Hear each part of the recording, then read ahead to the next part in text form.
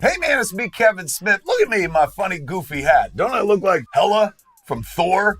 Don't you sometimes just want to club that Kevin Smith? Well, how about instead you join that Kevin Smith Club? Oh my God, we've been having such a good time. We have hours of audio, kids, in the Smodcast podcast archives that you can stick into your ear holes and listen to. Or do you want to look at something? Are you one of them dirty cucks? Well, then go to the Smithsonian screening room where you can watch hundreds of hours of video of my entire career spanning from the beginning up till now, including my daily morning show, Wake and Bake, man, where we just smoke weed, hang out, and I tell you what I'm working on. Plus, there's exclusive events. We've had Clerks 3 screenings for our club members. We've had Smodcastle exclusive shows for our members back in Jersey.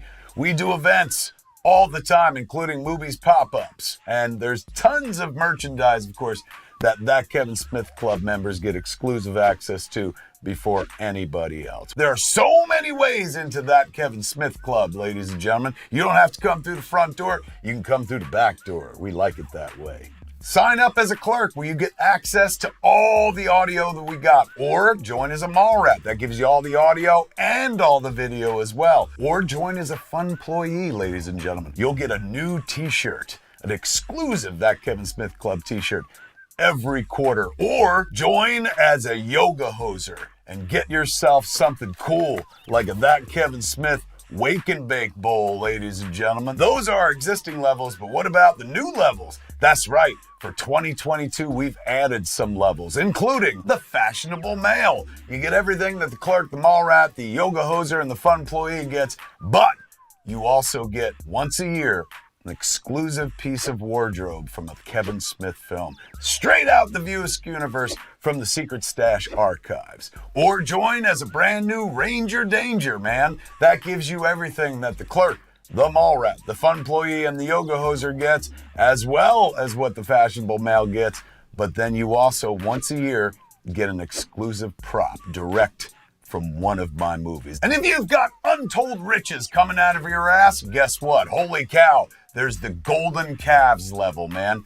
For that level, you come to my house, I cook you dinner, we record a podcast, and we shoot it for Wake and Bake, and it goes up on Smodcast, man. Very exclusive. Once a year, we do that. Join us at thatkevinsmithclub.com. Be a clerk, be a mall rat, be a fun employee, be a yoga hoser, be a fashionable male, be a Ranger Danger, or be a golden calf, ladies and gentlemen. I'll be waking and baking for you. Come join me at That Kevin Smith Club.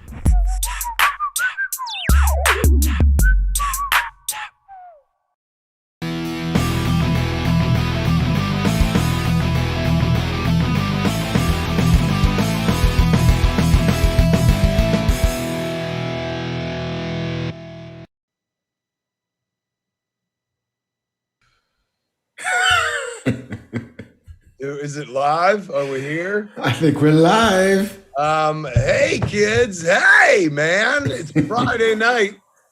Fucking in Hollywood, for heaven's sake. So, God, how do we begin the show? I got COVID may have taken some memories from me, Mark. Oh no, it burns them away. Welcome to Fat Man Beyond. I'm Kevin Smith. I am Marc Bernardin. Hey, there it is. Oh, we did it. I found it. Good job. Kids, as previously referenced, I could not dodge the COVID bullet any longer. And as of this week, I tested positive for COVID. Tuesday, Monday was fine. I had been, all over the place. I was in St. Louis and then Florida to go to Disney World. And then I was in Minneapolis for VCon. And then I was in Orlando for MegaCon. So where I got it, I don't know. But Monday when I got home, I was fine. I took a test when I got home on Sunday night, totally fine. Monday was fine. Tuesday, Mark, oh shit. It's Morbin time. It was so, I've never felt so fucked up in my life. Not like sick or puking or anything like that, but just so fatigued. I've never been so I can't fucking move.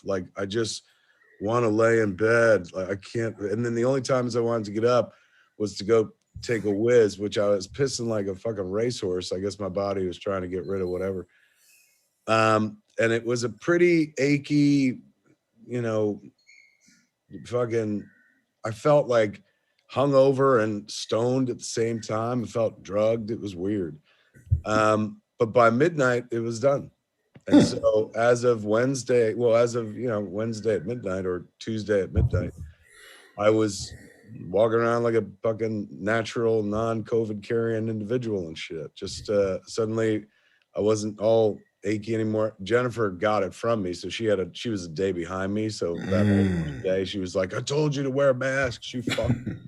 But it was, look, I spent the last 2020 it kicked in, so 2 years fucking afraid of this, and it came. I was double vaxxed and double boosted, so that shit, it came into my body, boom, boom, boom. It did whatever the fuck it did inside the vaccine, and walking away, man. Like fucking thank God for science. Yay, vaccines and shit like that. Yeah, although that amount of travel is a bit like, covering yourself in a steak suit and running into the bear pit. It's going to hit you. So true. And I wouldn't say I was cocky, but I do remember saying, like, if I make it home from this fucking Florida trip and I don't have COVID, I don't think I'm ever going to have COVID. And then cut to, I had COVID. But yes, happy to report that I survived. Everyone was very nice about like, oh my God, are you okay? On the one Tuesday, even then it was, I felt shitty and I was like, so fucking like moving was so hard, but it was never like, oh, I'm puking my guts out or I got to go to the hospital or something like that. But I did, out of abundance of caution, we were going to have a live show this week. Thank God we canceled that because that was the day that I got full blown. And I was supposed to do Babylon this weekend on Saturday, but I figured like, oh, I'll be better by then. But fucking Jennifer was like, oh, that's not how that goes. Yeah, she's like, you may spread it by going to do your funny show, funny boy. And I was like, oh yeah, I guess that wouldn't be so funny after all. So Ralph was kind enough to cancel the show, move it to June or something like that. But yeah, you've been through it, correct? I was, in January. It entered my house, stayed for about a month. My son caught it, then my wife caught it, then my daughter caught it, and then I caught it. Basically about 7 days apart. Oof. Yeah. Wait, well, this is a point of discussion we've been having around here. You can't like reinfect each other, right? You can't. Apparently, or at least at the time, the science said that once you are through it, there's some relatively temporary but strong immunities from reinfecting other people. So like once you've had it, you're not going to get it right away. Now, I know people who've had every stripe of corona. They've had the OG, they've had the Omicron, they've had the Delta. I'm sure they're going to get whatever's coming in from New York that's supposed to hit us in about a month. But that whole like the house has it, the house will then eventually get better from it. It won't just stick around like a fucking cold, which I've been in those houses too. The East Coast, somebody's got a cold and then everybody's sick until March. That is something that is very East Coast. My kid, she got it, and because she was with me on the road and her boyfriend Austin, and she's still kind of laid up with it. Austin's kind of out of it, but she's been like guzzling Pedialyte. Somebody was like, "Hey man, get that Pedialyte." So she's been drinking that. But like, I'm really happy to report that, like, and I'm not downplaying it and shit. I'm just glad I got my shots because I was like, oh fuck, here we go, batten down the hatches. I saw a fucking article online. A friend reached out to me and was like, Jesus, are you okay? And I was like, yeah, why? And there was an article, I think in like Giant fucking Robot or Giant Shiny Robot, one of those websites where it was just like Kevin Smith has a disease that could kill him or something like that, or a condition that could kill him. And I'm like, well, technically that's true, but like, I've had a condition that could kill me since I was born. It's called being alive. It's a little on the clickbaity side, enough to get my friend to reach out to me. I was like, I'm fine. They're like, oh shit, the way this read, I thought you were dying. Like, we all are fucking acting. But what a travel I've been on, good sir. I went to where I was in St. Louis the other weekend, and then I went to Orlando, to Florida early in advance of, we had a movies pop-up open up at the Tin Roof. And then we had MegaCon at the end of the week. But I went out early to hang out with my mom, and Jason Mewes came with me from St. Louis. And his idea was like, let's take your mother to Disney World. I was like, she don't give a shit about that. My mother's like, I would love to go to Disney World. She's like, that would be amazing. And so we got the guide, you pay for somebody to bring you around, because she can't walk at all anymore. She's hobbles at best, but she mostly in the wheelchair now. So, I was like, let's just make this easy as possible for mom, being that she wants to fucking go. But once my kid heard that, like, we had a guide, she was like, I'm fucking flying out. And she flew out, come join us with Austin as well. So we went to, the Magic Kingdom, of course. But before we went there, we went to Hollywood Studios, whatever that. Oh, right. To go on Rise of the Resistance, a thing I've never done. Yeah, even though we have the ride out here, I never did it. Have you done it? I did, yeah. When I went about 3 weeks ago. Right? I mean, like, I know we're going to talk about Obi-Wan Kenobi and stuff, but, like, you want to talk about some excellent fucking next generation Star Wars. Like, you're actually in that shit. At one point, they drive you, you're in like a tram thing, like an Imperial transport. They drive you into it in fucking first order hangar, and you are beneath these giant AT-ATs, snow walkers, and they don't move or anything like that, but the scope of them is so fucking big, dude. You feel like, oh my God, this is what it would be like. You feel like an action figure. What a fun fucking ride that was. And I never rode the other one either, with the Millennium Falcon. Oh, yeah.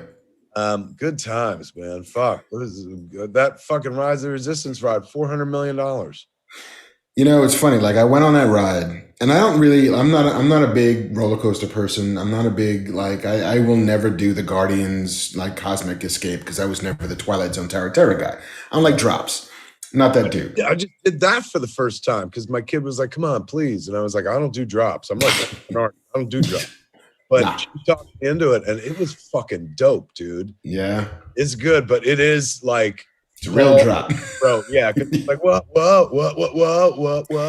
But like Rise of the Resistance has a drop, and I knew it was coming because I remembered us getting on an elevator, and I'm like, we have to go down to get out. And I bet you that's a fucking drop. But the integration of that drop into the actual tech and the story and the experience of it was unbelievable. It was so great. Good times, man. Somebody in chat is just like, yet more trash Star Wars from Disney. I don't know if they're talking about Kenobi or this ride, but let me tell you something. Ain't nothing trash about that ride. Like, no.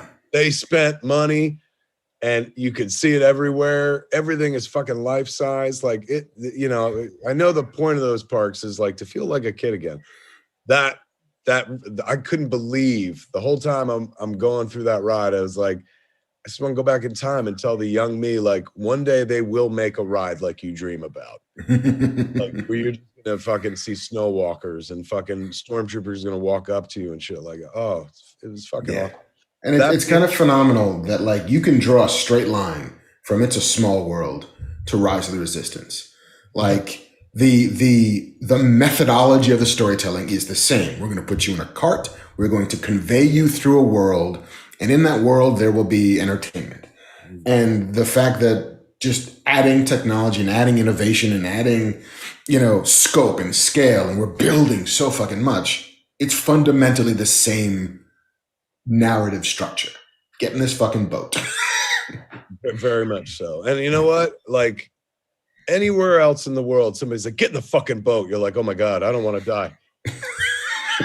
I'm the captain now. At least being from Jersey, that's bred into my genetics.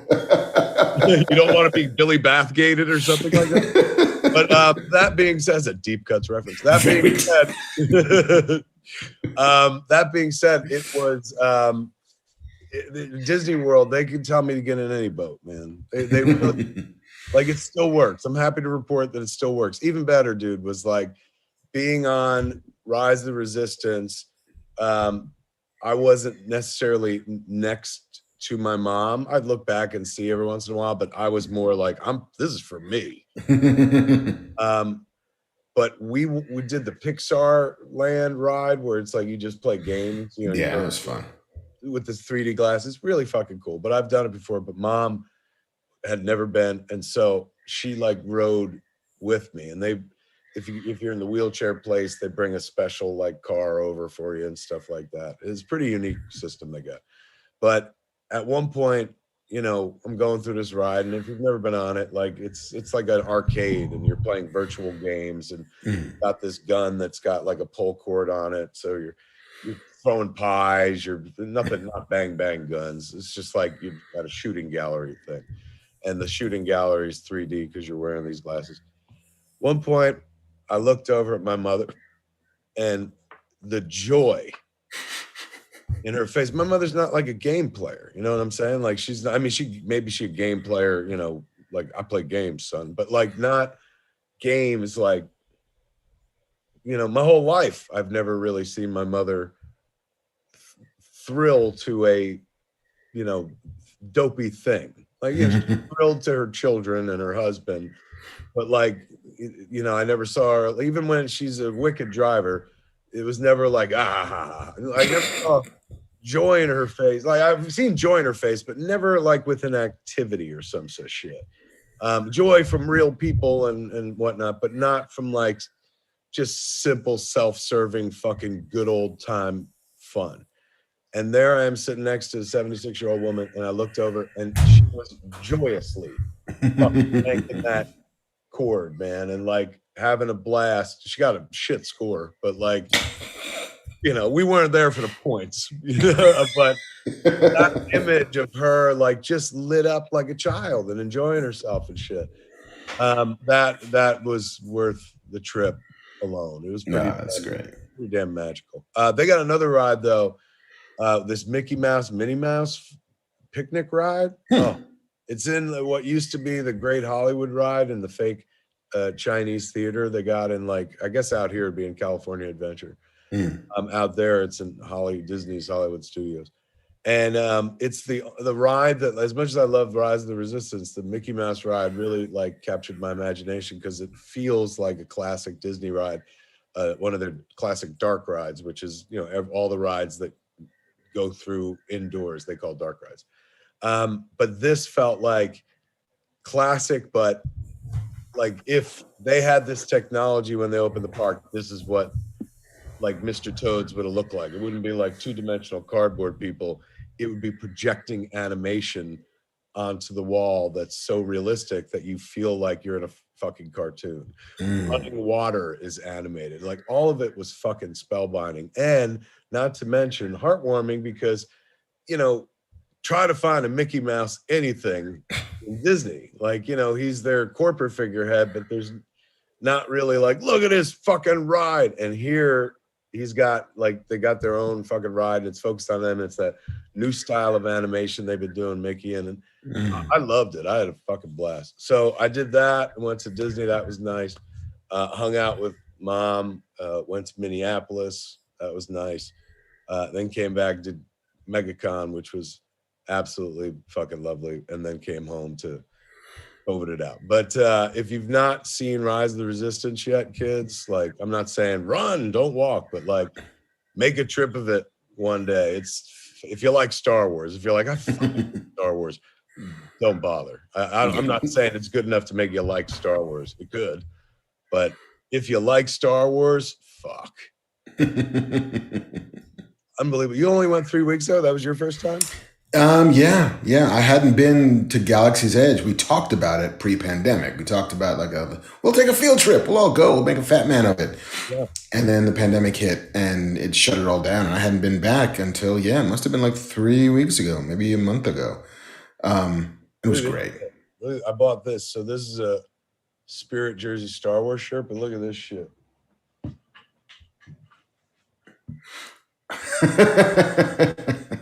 Nice. Look at all the action figures, man. Oh my God, I saw this.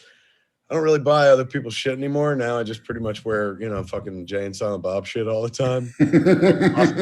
So I wrap myself up in it. And also can't expect others to buy a Jay and Silent Bob shirt if I'm not wearing them myself and shit. But this, I was like, oh, I must have her. And now this morning, I love the shirt so much, I was regretting not buying a second.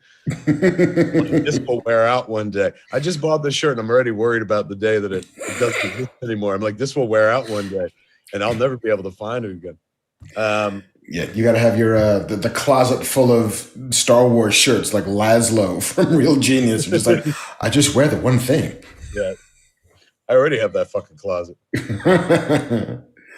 That's me. What you been up to, my friend? This has been I guess since the last time we podcasted. I got nominated for an Eisner Award, man. That's right. That's your big news, man. I'm like, I got COVID. Fucking Marc Bernardin, ladies and gentlemen. What was the last week? Yeah. Last like Wednesday, I think. Nominated for an Eisner Award, which I mean, most people watching this would know, but in case you're like, I don't know shit about comics, it's the Oscars of fucking comic books, for heaven's sake. Yeah. For Adora and the Distance, man. Yeah. I was just gonna say for best publication for teens, I think was the category. Fucking fantastic. Is there now? Is it like regular, like the Oscars where there's like you versus 3 other people? There's 5 other people, I think, or maybe 4 other books in contention. Some of which I know the people behind them because comics is a relatively small industry. And so there's, some friends, some acquaintances, some former colleagues. I'm sure there's some version of campaigning for an Eisner, which feels icky in a weird sort of way because like, hey man, like we made the book. The book was the win. Getting the book out into the world was the goal. And everything else on top of that is gravy. And when you work too hard for gravy, it starts to feel weird. That said, I will 100% encourage people, if they're thinking about voting. I think the deadline is June 7th. Maybe, toss a vote our way. How do you do it? How do you do it? I think you have to be a registered professional with Comic-Con. It's a Comic-Con award. The San Diego Comic-Con International is the organization, and the Eisners is a sort of nonprofit adjunct to that. And if I remember correctly, don't you, quite like myself, already have an Inkpot award from something? I do have an Inkpot from, was it 2018? 2019? Or it was in the before times. Yeah, the before times. It was the same year. I remember that we both went down. I think it was 2019. I think it was the reboot year. Yeah. And so, if you are a person who makes comics, you've probably been invited at some point to be an Eisner voter. I was an Eisner judge once, like at this point, 15, 16 years ago. I judge something? I don't believe it. Moi? Render opinion? Oh, quel dommage. Where can they get the book? The book is now available any place you buy books. If you want it from a comic book store, your local comic shop can have it or can get it. If you want to go online, Amazon will have it, Barnes & Noble will have it, any number of comic book retailers who do business online. Mile High Comics will have it. Midtown Comics will have it. Working with the good folks at the Secret Stash to sell some signed copies. What comic book store is that, you say? That would be Jay and Silent Bob's Secret Stash in Red Bank, New Jersey. Oh, good Lord. That'd be nice. Yeah, that makes sense. You should we should get you a box of books and sign them and fucking home for signed Mark stuff. Indeed. That seems to be, bless you. That seems to be in the works already. So when that's live and ready to rumble, we'll let good folks know. You did not think for a second that you were going to win an Eisner Award when you were writing that book, did you? No. I wasn't even sure the book was ever going to come out when I was writing that book. I hoped it would, but, didn't have an artist, didn't have a publisher, just wrote it to write it. And now, knock on wood, I will go to an award ceremony and maybe come home with some brass. You're going to win that award when you do. You stand up there, first thing you say, it's Morbin time. Same fat time, same fat channel. That is tremendous, man. Absolutely fucking tremendous. Yeah, that makes me happy. And then I saw some movies in addition to the TV we will talk about later on. Yeah, but the first movie that I saw, I did not expect to like as much as I did. Chip and Dale's Rescue Rangers. It looks like Roger Rabbit fun. It's very Roger Rabbit. It's very like I didn't even know what to expect signing up for it. Other people were like, it's really good, you should watch it. And so I had a Friday night that I wasn't busy with and 90 minutes to kill and flipped it on, and it is very much like Chip and Dale are two chipmunks who met each other in elementary school and became friends and then became actors together. And then they had a breakup because Dale wanted to split off and do his own thing. And so Chip became an insurance salesman and Dale became an actor who sort of became a washed up B actor who does conventions to make money. And one of their friends from the Rescue Rangers gets kidnapped because he has a stinky cheese addiction, much like heroin. And so they've got to go down the trail to discover who kidnapped Monterey Jack was his name. That's adorable. That's adorable.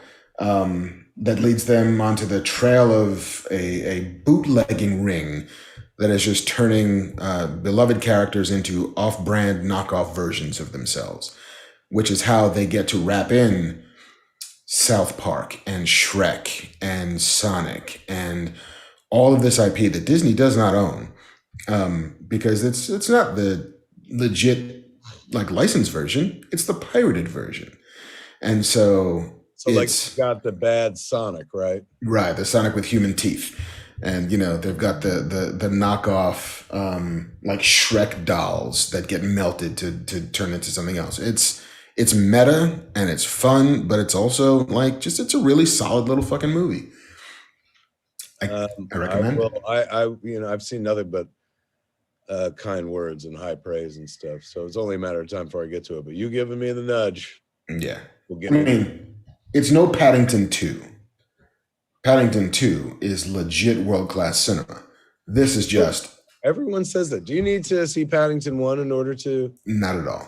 Is that right? Yeah. I hadn't seen Paddington 1 before I saw Paddington 2 and cried like a fucking baby. Which is the Hugh Grant one, 2? 2. Seriously. Like, if you're in a mood and if you're, let's say, in quarantine for a bit, then yeah, just fucking spool up some Paddington and watch the world get rosy. Done and done, man. And then the other movie that I saw was Top Gun: Maverick. Wait a second. You went to the fucking danger zone? Went all the way on the highway to the danger zone. Wow, man. What the fuck? What a maverick you are. I really am. You get to see it in 40X with our good friend Brett Deacon? I saw it in 40X first. And listen. Wait, first? You saw this first twice? 2 times. 2 times. All the fucking stuff that you like will be like, I don't like it. You saw Top Gun 2 twice? That's how good it is. Because here's the thing. And I told you this before. Like, that's your line? It's like, yeah, that's my line. I'm not sure it's a good movie. It's very much like a thin remake of the first one, which is like, here's this school full of hotshot fighter jocks, and then here's the teacher who comes in and humbles them. But here's the mission they have to go on, and they've got to get their shit together before they go. And there's your hotshot, and there's your kid who's not ready for it, and there's a big loss in the middle of it that sort of rocks your hero on his hind heels. But then they got to go into some mysterious foreign place that they don't ever name. They just call the enemy, and like do a mission that, of course, comes out victorious. That's Top Gun 1 and Top Gun 2. Both movies. Like if I've not seen Top Gun in fucking over 20, maybe 30 years at this point. But what you just described sounded an awful lot like the first Top Gun. Yes. Oh, and in the middle there is a amateur sporting event on sand where everybody's got no shirts on. Are they playing with the boys? Probably with girls this time too. Yes. There's a couple of girls who are wearing sports bras. Playing with the boys and the girls because it's 2. Top Gun 2, ain't Top Gun 1. There are lady pilots too this time. Hey, let me ask. Top Gun 1, the love interest was Kelly McGillis. is she referenced? No. Not even like, hey, didn't you used to date the ... or No. They don't ever bring her up. but lots of other continuity, right? Like, Oh, it's nothing but a movie ultimately about Goose and the sort of absence of Goose and the responsibility over the death of Goose, and then how he tried to be a surrogate dad to Goose's son, played by Miles Teller. is Meg Ryan in it? Meg Ryan is not in it, but they reference that character. That was Goose's girlfriend, right? That was Goose's wife, I think, at the time. But it's actually like it's a rare sort of thing that I don't think our parents ever got to experience, which was the feeling of an actor that you've loved since you were young, who has gotten old with you, who's reconnecting to a character that he played when he was young, and now gets to carry all of that baggage of a life with him. And you have also carried all of that baggage of your life with him. You know, like they didn't used to do that. Like, I'm trying to think of Dirty Harry, maybe, is the longest version of the same actor playing the same role over decades. But that feeling of nostalgia, that feeling of we've been through some shit together, you and I, Tom Cruise, and Right. now here you are at the end of this particular road. It's kind of magical. It's a bit like Keanu Reeves in his current iteration, where it's like, we were watching you since you were like 15 years old. And now you're an old man killing people in John Wick. And that's pretty cool. But yeah, like Tom Cruise is doing real acting, which he hasn't done in a while. There's a beautiful scene with him and Val Kilmer, which is great. Not to spoil too much, but I'm pretty sure you guys knew that Ice plays a role. And the air cinematography shit is great. Like, you know, as good as it was back in the 80s with Tony Scott, it's better now. And so, who's the director? Joseph Kosinski, who did Oblivion and did Tron Legacy, and there was one other movie that's escaping me at the moment, but who does a fine fucking job with this. You know, like it's beautifully done, and I got somewhat emotional over the course of the movie for various reasons. It was designed to do that. But the opening logo card is the two lightning bolts hitting a tree, and it's a Don Simpson, Jerry Bruckheimer production. Oh my God, they went back? They went back. And I was like, you know what? That's fucking lovely. Yeah, that was, for those that don't remember, I mean, Jerry Bruckheimer's been a solo force for so long now. Most people probably identify him by himself, but he used to be half of Simpson Bruckheimer. Yeah. And Simpson passed away. I think it was cancer. Yeah. Decades ago. And I think the last movie they did together was the fucking NASCAR movie. Days of Thunder? Days of Thunder. That's it. In chat, Fraser Lomas says, Paul Newman kind of did the same thing with The Hustler and Color of Money, which also starred Tom Cruise. Very true. Maybe Tom Cruise took a page out of Paul Newman's book. He was like, oh yeah, maybe one day. Indeed. Yeah. That, I think, to your point, Mr. Chat Person, that is the other, the other one that sort of didn't come to mind, but I think qualifies. If you gave it a letter grade, what would you give it? It's a solid B+, you know, and if you're in the right frame of mind, maybe an A-. How was the 40X of it all? And not to cast any aspersions on the 40Xs that we've seen in the past. This is the best version of it. I would imagine, right? Because it's very this stuff, it's very that stuff. There's like wind that blows in the theater in your ear when you're in these planes. There's heat lamps and heat fans right behind your ears. So when the planes hit the afterburners, suddenly there's heat coming from behind you. I'm like, oh, that's a nice touch. Like, well done, guys. I honestly cannot recommend this movie enough. And it's not because it's good, mind you. It feels all the ways you want it to feel.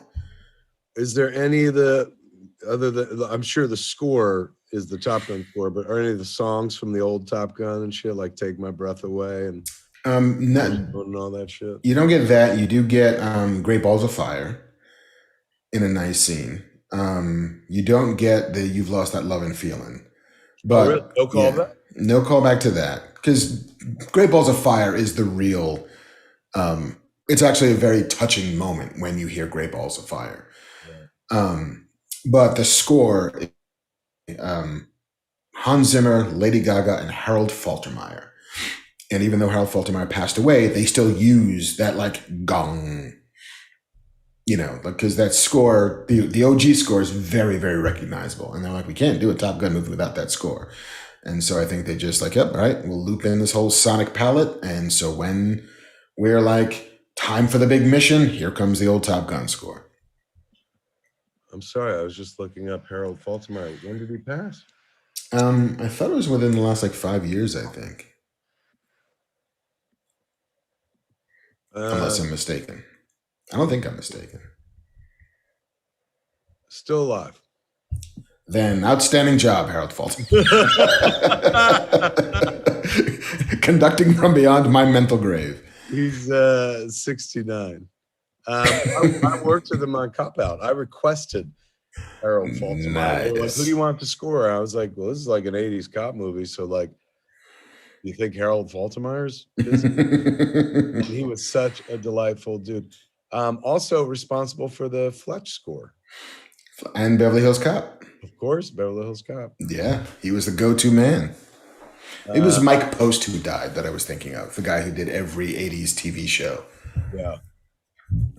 He did Hill Street Blues. Mm-hmm. He did Knight Rider. Blues.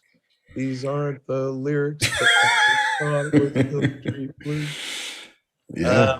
Fuck, man. Well, we got news to get to, kids. Beyond this, we got, other shit. And we got to talk about Obi-Wan Kenobi. But before we do any of that, we got to pay some bills, man. And this week, it's going to be easy to, it's always easy when we have a proud sponsor of Fat Man Beyond. This week is going to be super easy because it's a product that I can stick in my mouth and eat, ladies and gentlemen. Give me Emmy. That's right, man. It's Emmy. IMMI. I'm going to send you their website so you can follow along while we chit-chat and stuff. If I could just find the website. Good Lord. It's immyeats.com. IMMIEATS.com/fatman. Or use a code fatman at checkout to get $5 off your first order. This Emmy is wonderful, man. I've eaten it lots. It's it's ramen, but it's ramen that, is, for those of us who don't do the animal-based products, plant-based individuals, but it's like so good. It's not like, oh man, you're giving up something to eat this vegan product. It's tasty. I know it's good. My kid stole it from me. I had a big box of it because I bought it for myself and shit. And my kid took it. She's a big ramen fiend and stuff. She's like, how is it? I was like, this is great. And then before I knew it, she'd taken 6 packages with her. That's true story, man. The moral of that story is if you have kids, they're going to take the food right out of your mouth. Like bricks of heroin. They're going to smuggle your dry ramen out of the house. One moment you're there when the doctor, pulls her from the birth canal. You're the first to see her face. And the next minute she's like, give me Emmy. And she takes your food and fucks off. Like, I got to work hard for that. She don't care. Emmy is so fucking good. It's worth a family battle, kids. And the good news is there's always more. I can get more. Crunch all you want. We'll make more.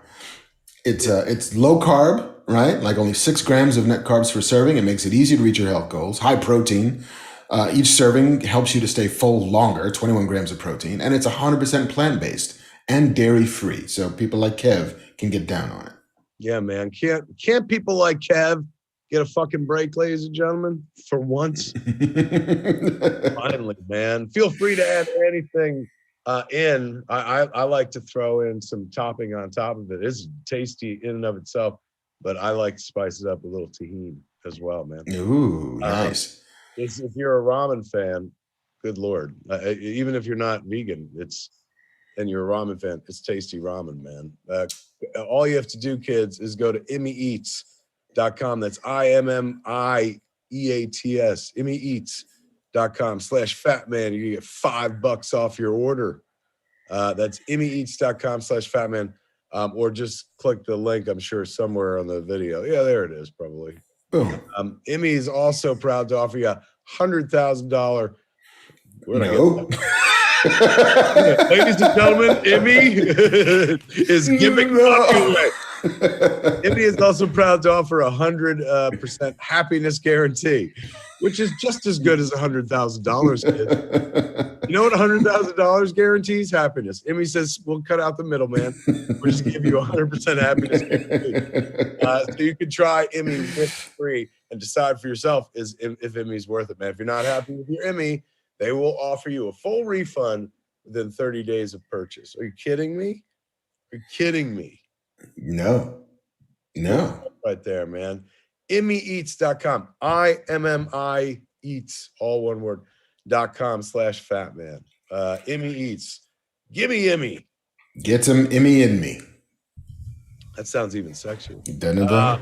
We thank the good folks at EmmyEats.com for being a proud sponsor of this year's show, Fat Man Beyond. I mean, listen to these numbers, man. Like 85% lower net carbs than other instant ramen brands. 3 times more protein, 4 times more fiber, 100% plant-based. I look, I'm not good at math, but that all adds up for me. And I could vouch for it. I actually eat the shit. So thank you to the good folks at Emmy for sponsoring this week's episode of Fat Man Beyond. Now, should we talk about the Star Wars show?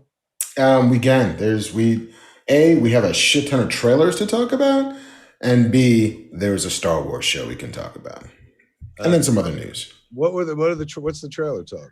Well, we got, and since last we met, a new Thor 4 trailer, Thor: Love and Thunder. Excellent trailer. I'm here for it. Can't wait. Yeah, the more I see of it, the more I'm excited for it, because this new version of Thor, who is slightly daffy, very dopey, and totally adorable, is the version of Thor that I'm here for. Agreed, man. So yes, a wonderful trailer. We got to see Gore the God Butcher for the first time. Christian Bale proving that, you either die a hero or live long enough to become Gore the Butcher. The God Butcher. God Butcher. Russell Crowe as Zeus. And, I saw some people being like, well, look at his Zeus compared to Zack Snyder's Zeus. I think the idea is they're taking the piss out of this Zeus. And to be fair, this Zeus is the Russell Crowe looking Zeus is kind of more the traditional Zeus. Yeah. It wasn't like a hard body. No, my Zeus was Laurence Olivier, who was definitely not cut of anything but camembert cheese. Soft boy. Soft boy. He's a thespian. This is the guy that likes to I'm going to come down as a golden shower. People want to have sex with a swan and shit like that. Yeah. Weird guy. Like, if you can shapeshift, you don't have to work out. What are the odds that Zeus, since here, there's a character called Gore the God Butcher. Mm-hmm. We have Zeus, Russell Crowe. Mm-hmm. Do you think he gets gored? I think that's an even money. That's an even money bet. Yeah, I'm there for that movie, man. But I'm there for most. What else did you see trailer-wise? We have the She-Hulk Attorney at Law trailer, which I see they updated the CG on a few shots. Did they already? Yeah, I've seen conflicting reports. Some people have said yes, and some people are like, no, these are just better pictures. But if you look closely at the poor work in the first version and the current version of the trailer, there's more. It's starting to look more human, not just a big green cartoon and stuff. I mean, look, I'm there for it, but I wasn't like, oh my God, get out of my way. I did read several wonderful reviews about Ms. Marvel, though. It did make me scramble for my Disney Plus because I thought maybe it was up already, but it's not. Yeah, not till next month. Some critics got to see it early and stuff, and the early buzz has been like it's fun and a blast and like everything like about the coming of age superhero story should be. So that was something that I was like, yeah, I'll watch it. But now I'm like, I want to see that. Yeah, I'm curious about She-Hulk. I thought the tone of it was cool. I thought it was fun. I thought it was like, oh yeah, fucking law shenanigans and superhero shenanigans trying to coincide and with each other. Then like that's fun. I'm here for that. Hill set in the world of Isn't that kind of, if I remember correctly, isn't that what John Byrne? He didn't necessarily. When he did his She-Hulk, where he had her talking to the camera, breaking the fourth wall and stuff. I remember at the time referenced Moonlighting as his reference. Like he was going, this is something they did on Moonlighting. I think that book goes back that far. Yeah. His version of She-Hulk. I thought it was an early mid 80s book. I think so. It looks like, or I would say mid to late 80s book, if I had to remember correctly. Not that I don't want to fight you, Mark. I mean, we don't have to. You're sick. Especially, I got COVID. I'm really weak. But if they do that, if they kind of, do her talking to camera and stuff, I'd be down like a clown for that. I mean, either way, I'm watching it, but it didn't get me as excited as just reading about the Ms. Marvel series. They did a very good, whatever they did with that show, apparently it translated to a lot of people that watched it, because the stuff they wrote made me go like, I want to see that immediately. But I'm there for She-Hulk. Absolutely. I love Tatiana Maslany. Is that how you pronounce it? Yeah. Wonderful actress. And also we get more fucking Ruffalo from Buffalo, man. Ain't nothing wrong with that. Everyone loves fucking Mark Ruffalo, and he's playing Smart Hulk again too. I know. I think we're always going to be in the Smart Hulk world unless they realize that, like, it'd be great if he was stupid again. Yeah. We got to make him savage. In the multiverse, we get the dumb Hulks again. And then 2 trailers came out of Star Wars Celebration, which is still ongoing. But, first day, they gave us the Andor trailer, our first look at that, and the Willow trailer for the TV series extension of Willow. I did not see either of these trailers yet. Ooh, well, then we shan't talk other than to say. Oh, you can spoil the hell out of them. They're not. Neither of them are. If they're shows, I'm sure I'll watch, but none that I'm like, get out of my way. Yeah, I mean, they're both very good trailers for what seem to be very different shows. And that Andor is very much about, sort of hardscrabble formations of rebellion, the prequel to Rogue One, and it seems to carry that tone all the way through. And Willow just looks like a romp. I mean, Willow looks fun. Does it really? Yeah, I mean, it's very much after that kind of Ron Howardy, the light comedy / daring do of Willow. And it's nice to see Warwick Davis again, man. He seems to be having a good time. Do they reference Mad Mardigan, or that's just an adventure he had years ago? Oh no. One of the characters in the show is this daughter, I think, of Mad Mardigan and whatever her name was, Joanne Wally Kilmer and Val Kilmer. Yeah.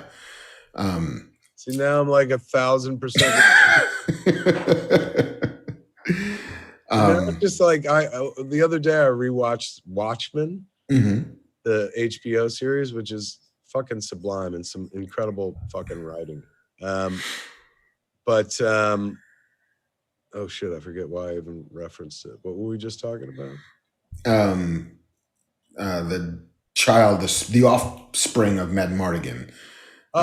Watchmen is another one of these, like, and they had kids, and that's who's in the show, like Degrassi, The Next Generation, like, in as much as Angela is the granddaughter of, without spoiling it, a hero from the original, and Lady True, without spoiling it, is the kid of one of the main characters there. It's a trope that fucking people love, dude.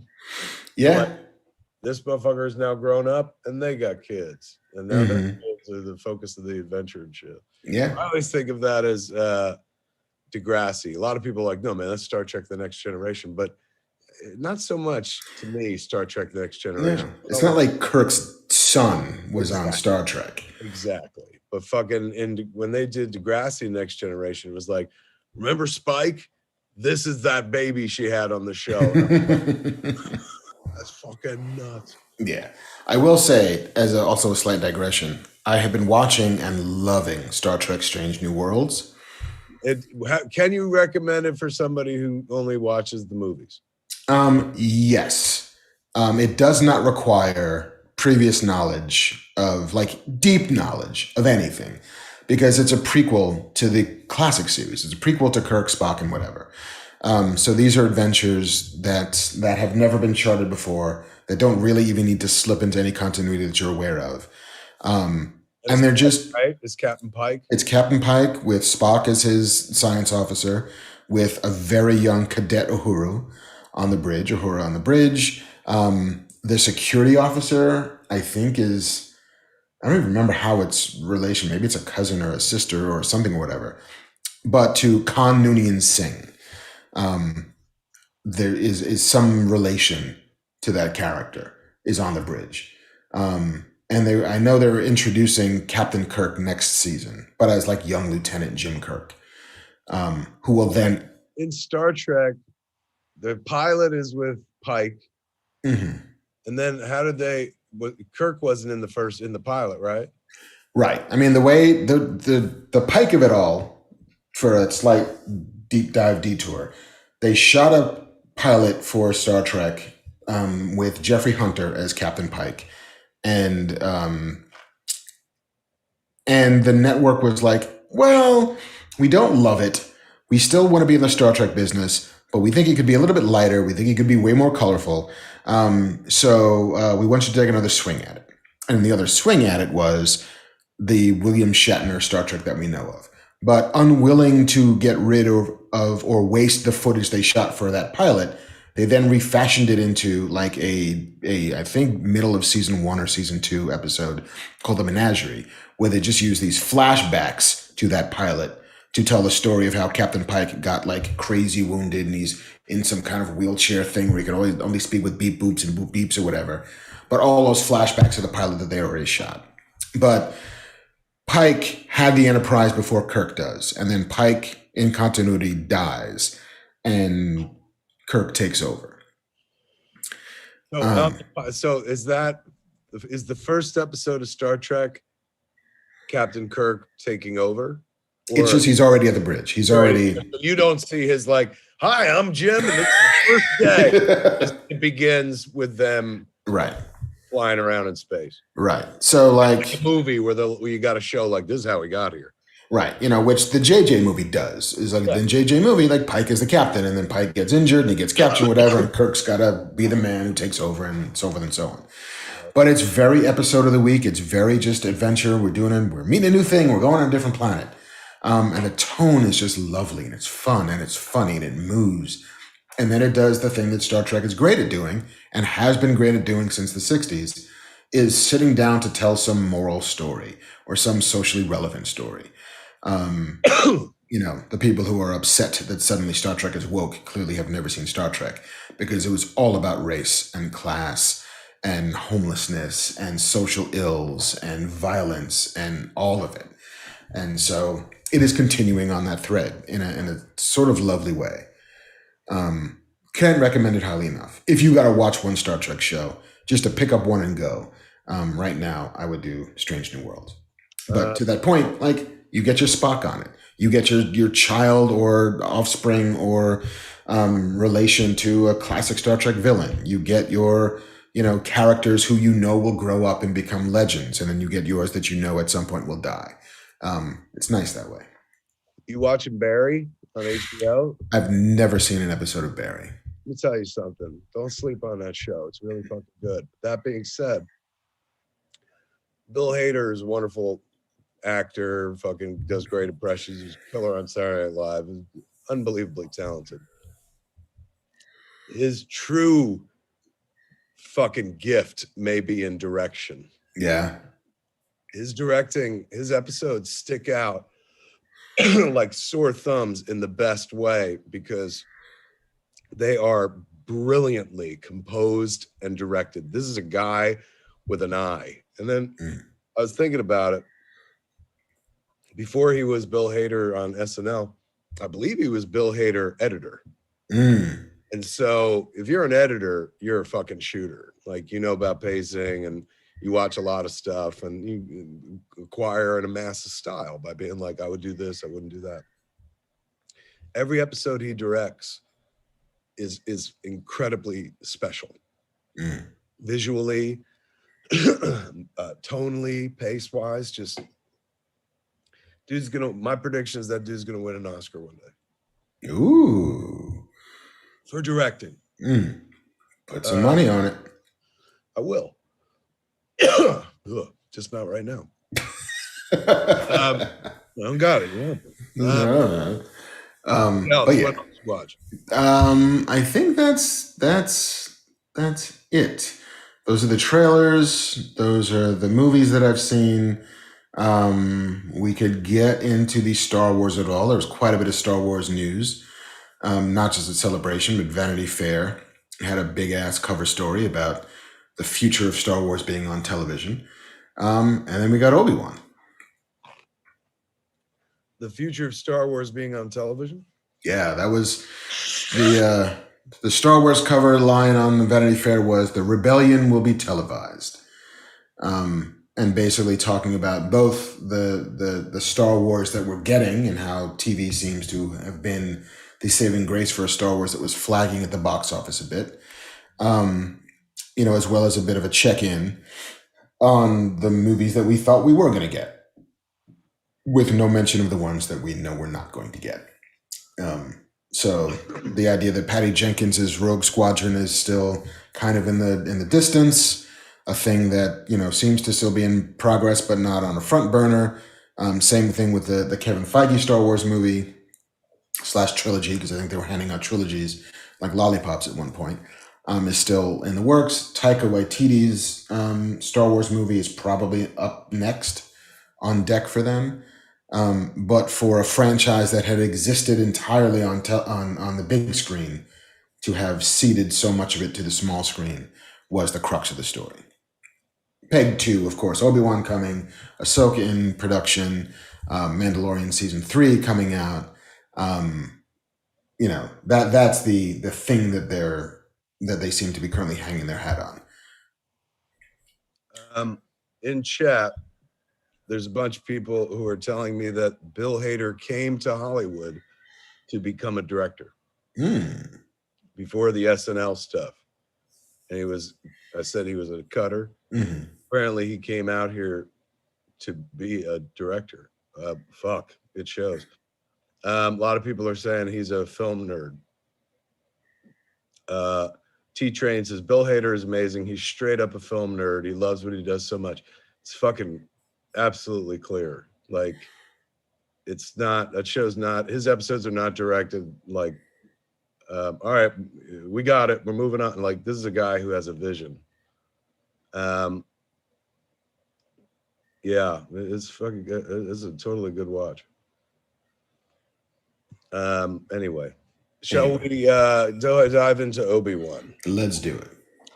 Let me tell you something about this Obi-Wan. Boy, they kept it real quiet what the show was going to be about. Have you watched both episodes? Yeah. I'm glad they kept that quiet.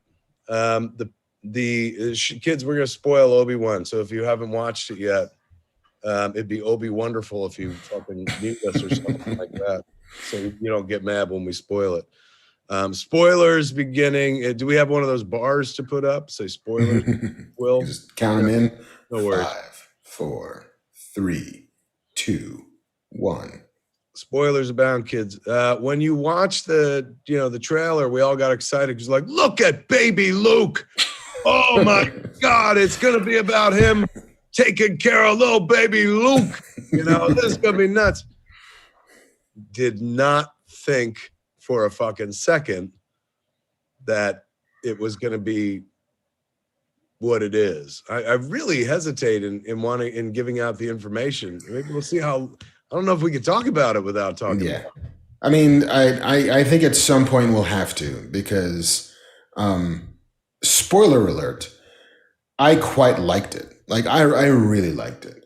But my problem with it is there's a thing. Is just it's about that character that we're not talking about yet. Because there's a couple of scenes like there's and I think it's one in the first episode, one in the second episode, where there's a chase where actual grown people need to track down a 10-year-old and fail at it miserably twice. And this 10-year-old is not like fucking Wally West. It's not like I'm a speed demon. I'm a kid who can't run very well. And so the Keystone Copsiness of that stuff just didn't quite work for me. As well as the like, I'm a very smart, precocious young child who we've established as smart. And it's established who sort of knows things beyond her years. But, sorry, did I already spoil it with a her? Anyway, after child is kidnapped and then rescued by Obi-Wan, starts doing dumb child shit, even though she should know that the situation is dire. The danger is the danger is grave. She said, grave danger. Is there any other kind? I said, there's no other kind. And so when it's like, I don't trust you. I don't believe it. Oh, can I get something to eat? Oh, I want to buy shopping. Like, listen, girl, you know what's going on here. So it was just I know you want to have the foil between Obi-Wan and this kid, and you want that little clash and that tension, but there's a way to make kids be troublesome without making them stupid. And I feel like this fell into the we're making a stupid kid trap. Predictions in terms of their relationship. She's only ever going to know him as Ben, right? No, because what's his face? Because there's canon that we have to hit eventually. Yes, but and that canon, there was never any mention about. And by the way, one time you went chasing me around this planet. Remember? Like, well, I mean, there's the things that's my prediction. My prediction is he will be Ben the whole time, and she will never find out that he is the same person who, you know, a decade hence she'll be calling out for hope to help too. How are we supposed to do this without fucking spoiling it? I mean, you know, we can, I think. Yeah. I mean, we've already warned the spoil. Yeah. That was part of the fun for me as I was sitting there going, wow, I hadn't thought about this, never imagined doing this, even though they showed us, you know, something in the trailer, which if you do the mental math, you're like, well, there is another. Like, never once occurred to me they were going to try it. And then when I saw the direction, you know, I was, when they first took us to that planet, and I even before it happened, I think my wife was like, oh, it's going to be, and I was like, no. And then it was, and I was like, oh my Lord. Yeah. What a delightful choice. You know. Yeah, because I was concerned that we were going to have another show where we're hanging out on Tatooine for 8 episodes or 6 episodes or whatever it is. Like, I don't really need to be here again. I've just spent like 5 years on this fucking planet. And the fact that suddenly it's, ooh, is this Alderaan? Have we never really seen Alderaan before? This is cool. And then we're on like the Neo Tokyo planet, whatever they keep on calling it, whose name that escapes me, but it's always dark and it's always lit by neon. It's always a soundstage. Yes, it's always the volume. I ain't taking anything away. I enjoyed the show, but those shots in that, their use of the volume is great. It looks deep, but the floor looks like a floor. But you know what I'm saying? It just looks like, oh, we're on a soundstage for sure. But yeah, to have that different visual palette, you know, and like I gotta say it, man, it is a world of difference for me. I mean, I came around on The Mandalorian, but I remember the very beginning of that show. I was like, I don't see how a main character who never takes his mask off, we're supposed to form any real attachment to. And it turns out we formed attachment because Grogu was attached to him. And that was our way into giving a shit about Mando, was Grogu gave a shit about Mando. But to have an actor with eyes who look at us, who feel some shit on his face, and for that actor to be Ewan fucking McGregor, who is just doing all of this like deep emotional work of like bedraggled and haunted and just the feeling that he's an abject failure in the world for having lost everything, and just seeing him work his shitty, hacking up a crate dragon or whatever the fuck that is, day in, day out, slicing up a sand whale, smelling like shit, like all of that stuff on his face. And then surrounding him with other great actors. I mean, you get fucking, Joel Edgerton, you get, all of the Inquisitors. I mean, they're all great. Like, and Kumail Nanjiani, even as a like comic relief, a would-be Jedi. All of that shit is so great. But Ewan McGregor at the center of this is a thing that none of these shows have had, and I think it helps immensely that he's there. Freddie Nunez in chat said, "Kevin, remember, help me, Obi-Wan Kenobi, you're my only hope." I do remember that. She will know his name, and this adventure is what leads her to send that message. I disagree, because never once in that message does she say, "We've met."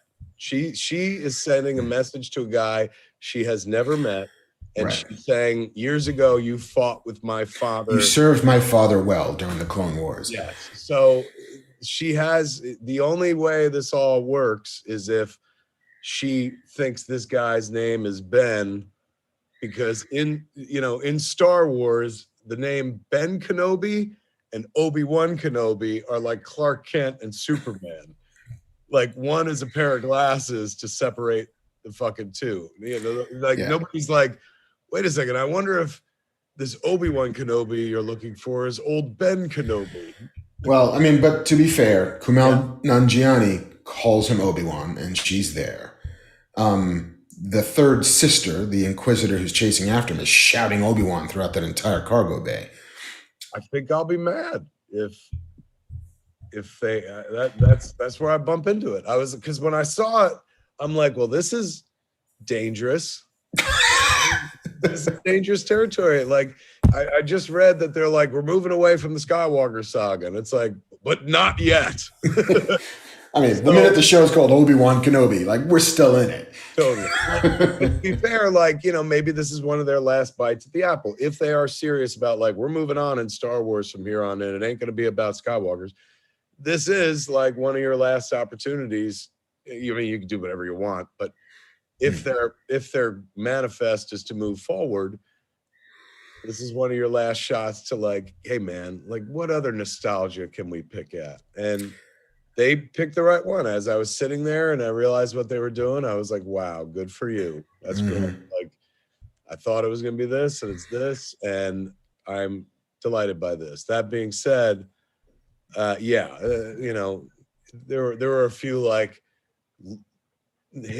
you and McGregor, like, whoa, like Home Alone missing the kid. Yeah. And this is a guy who killed Darth Maul. Yeah. The and especially the first one in the fucking, the Forest of Alderaan, where Flea is chasing a kid with his, bad henchman guys. It's he like, was in something, right? Wasn't he in one of the movies already? I don't know the Flea. I think he was a callback, if I remember correctly. But like, maybe not. Maybe I'm thinking of him from Back to the Future. Maybe that's what the callback is. Yeah, but like, that chase on that forest did not need to be in this show. Like, once you look at it and see how bad it was and how bad it was realized, all you needed is Flea cornering her in the forest and then putting a bag on her head, and you're done. Like, I don't necessarily need the fucking, like, walking on this and ducking under that, and Flea and his guys going, oh, we just missed this child who can't run. Or get a fucking stunt double, guys. Like, speaking of stunt doubles, Reva, there was about 5 minutes where she was just running on walls and running across rooftops, and not much was going on there. No, not really. Hell of an opening to that show, though, with the Order 66, and, like, killing younglings and stuff like that. I'm like, oh shit, like they're taking us back there. What I was hoping would happen, and maybe they'll do it. They still have 5 more episodes to go because I think it's just 6. Is that Reva was one of those kids who was, being trained by the Jedi and, chased because of all that shit and fell in with the Empire that way. And so just to tie it to the main show as opposed to just, a thing that happened once. Or to show Anakin, doing the fucking cutting down of kids again. But still, yeah, Order 66 is always a fucking metal way to open a show. I'm in. Yeah, because it happens every time. Benny Safdie, is that who I saw? Is it? Mm-hmm. Yeah, as the Tatooine Jedi who gets fucking hung up. Yeah. Yeah. Like not hung because there's nothing around his neck. So it's very like, PG violence. Yeah. But suspended hung, not like right. Hung, but yeah. It looked like his body's on display like on a Trader's Gate kind of thing. Mm-hmm. That guy, the bald guy, spoilers, he lasted pretty long. Yeah. Yeah. I didn't expect that to happen so quickly. Yeah, that went pretty fast. How many episodes is this? 6. Yeah. So we're a third through already? Yeah. And the second episode was short. The second episode was like 38 minutes long. It was a quick burn. I admire what they did in terms of like I didn't see it coming and I'm into this ride, but it just has to end up right. Well, I think it might have been Len. I was sitting there going like, they never meet in Star Wars. She is being, they're rushing to get to the plane. The plane. The plane. They're trying to catch a Delta off that Death Star. Red Eye. They're trying to get to the Millennium Falcon, and Luke sees Obi-Wan fighting Darth Vader, and he's like, Ben? So she never encounters him in the whole movie, does she? No, no, she doesn't. But she does say when Luke says, I'm here, Obi-Wan Kenobi's with me. She's like, Obi-Wan's with you. Great. But she never sees him. She never sees him. And he's never like, hey man, remember when you ran away from me on that fucking nutty... When I bought you gloves? Remember that? Fingerless gloves? Because you're a rebel, Daddy? Why didn't you reference that in your message? I worked for your dad. What the hell is this? But I think it was like Len Wein or Marv Wolfman, one of those old classic comic book writers who was like, continuity is your friend until it's your enemy.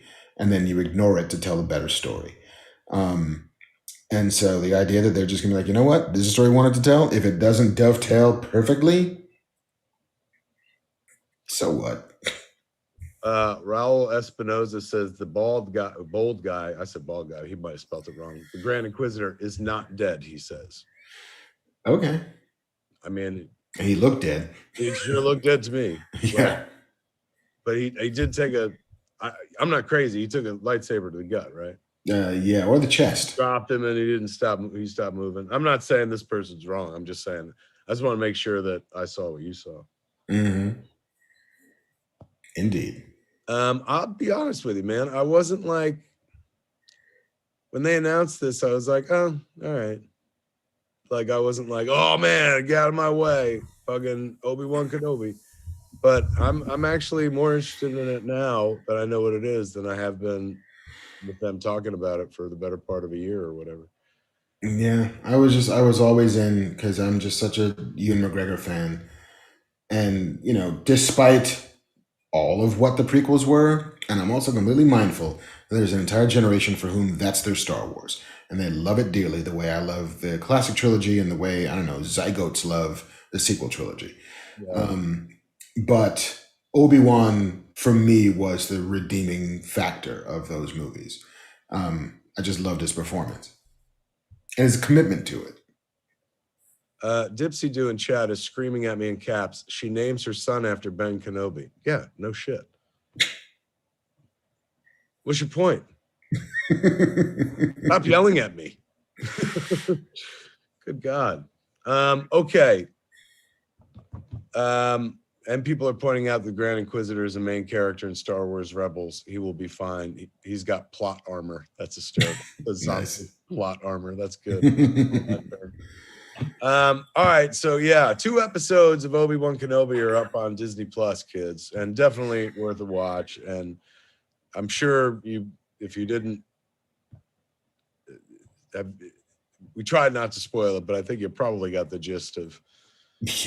Yeah. I mean, we said the name, I think. I think so too. But yes, I think I was happy with and I thought, this is a Deborah Chow show? Yeah. Great job. Yeah. Very well directed. Like, she's got a feel like I didn't know Detective Jedi was a thing that I wanted nearly as much as I do.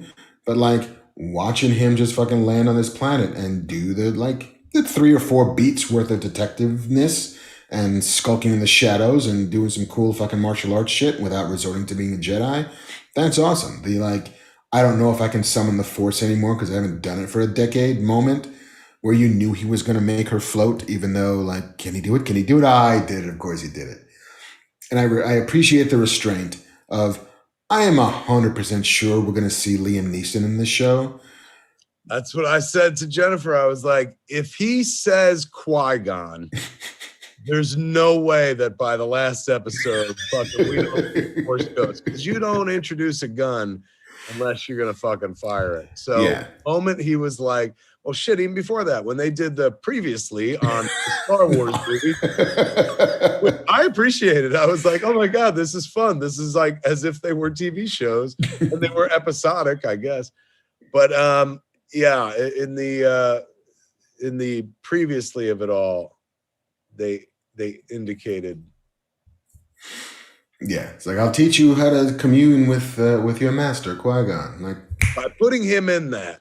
Yep.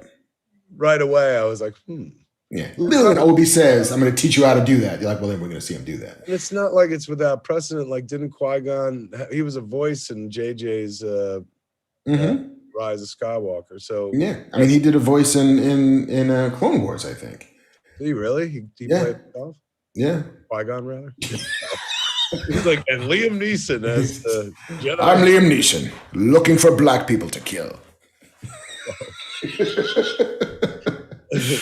Allegedly. No, he said it. Oh, he said it. That was a legend. Yeah, call back. All right. Shall we get into the news? Let's get into the news. Kids, Mark's a newsman, and there's got to be news to get into because it's been weeks since we've done this. So without further ado, Mark, give us the news. The news. Yeah, so just tapping finally putting a lid on the keg of Star Wars. Ooh, last question. Yes. We're going to see Qui-Gon, no doubt. Yes, no doubt. Do we see the big chicken guy who runs the because they seemed very friendly, remember? He's like, hey, fucking, we're buds and shit. Can't they check in with the big chicken guy? Oh, hey, no trouble in my bar. He was a fry cook. He was like, oh, this comes from a bounty hunter. I forget what that dude's name is, but. Yeah, whatever the fuck that was. In the weird railroad car diner that was in the belly of Coruscant. I would love it if we saw him. Gotta say, Daxter, there it is. Chat, Dex. Nick. What's your name? Nick. God damn it! It's gone too fast. I can't get you back. Oh, hello, Dex. Nick Piccolo. Dex. That's it. Can't we get some fucking Dex Jetser? Dex Jetser. You know what? I was very proud. I noticed right away when Obi-Wan had that triangular shaped ship, even before you knew it was a ship. I was like, that is the ship that Luke Skywalker plays with in his garage in Star Wars. And she was like, ooh, you're very good at this. I was like, I know what Easter eggs to look out for. Yeah, the big divorced dad energy off of I bought the kid a toy. He's never going to play with that toy. Yes. Fuck your toy, Dad. I know Uncle Owen is a real like hard ass and shit. Um, The boy must be trained like you trained his father. Burn, Owen, deep burn. You know what? I'm going to leave you and the boy alone. Go off and have an adventure with the girl. How about that? Yes. Joe could have been about your boy. Now it's going to be about the girl. There, fuck you. He's got a sister. Why don't you go fuck her up? That's what I'm going to do, Owen. Just you wait. If I could catch her, she's just... She's the slipperiest, slowest child I've ever met. Would he notice that she was force sensitive? I mean, he should. If not, the worst Jedi. Well, clearly. he's big failure after another big failure. Exactly. Heard himself. He's like, the war's over, man. We lost. All right. So yes, news. John Watts is doing. He begged off of Fantastic Four to instead do a Star Wars series that will be called Star Wars Skeleton Crew, with Jude Law set to star in it. It is described in the tone of a classic Amblin coming-of-age adventure movie in the 80s about 4 kids sort of on the run who steal a spaceship and get involved in all kinds of fucking Star Wars-related shenanigans. What's it called? Skeleton Crew. Jude Law will probably not be playing one of the children. And, well, he could, because he's that good of an actor. He's that good of an actor. But it sounds like less a Skywalker adventure and more a let's expand the universe a little bit, shall we? Let's see what these kids are up to. So it feels a bit Stranger Things plus the Force. That's what it is. That's what it's like. I tell you, I understand the whole we got to move away from Skywalker, but like it's gonna be tough. I mean, it shouldn't be. But I think it just requires commitment. Like the people who write the Bible print Bibles going like, we're going to move away from the Jesus story. We think we've taken it as far as we can. Like, I mean, not for nothing, but the whole first book is not a Jesus story. And that is a pretty good book. Yeah. That one's the prequel. It's metal as fuck. Yeah, a lot of weird stuff going on. The fucking whales eating men alive and shit. Hell yeah. Floods, fires, towers of salt. Fucking the angel of death. Blood on the fucking door jams and shit. The death of the firstborn. Yeah.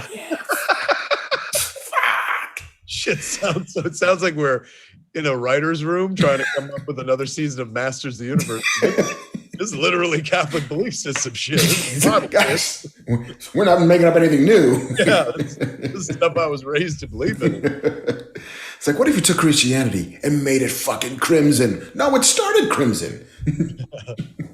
That's true. Then crimson, and then Christianity kind of cleaned it up a little bit. Just like mellowed out a little bit. It's like, you're very aggro in your youth. I know. I'll get over this shit. Christianity's like, I'm sorry. Did you say we cleaned it up a bit? Our symbol is a man hung on a cross.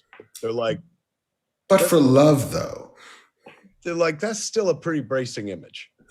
Listen, you can't just make a dog a fish the whole time. Like, we're still going to be murdery and stabby.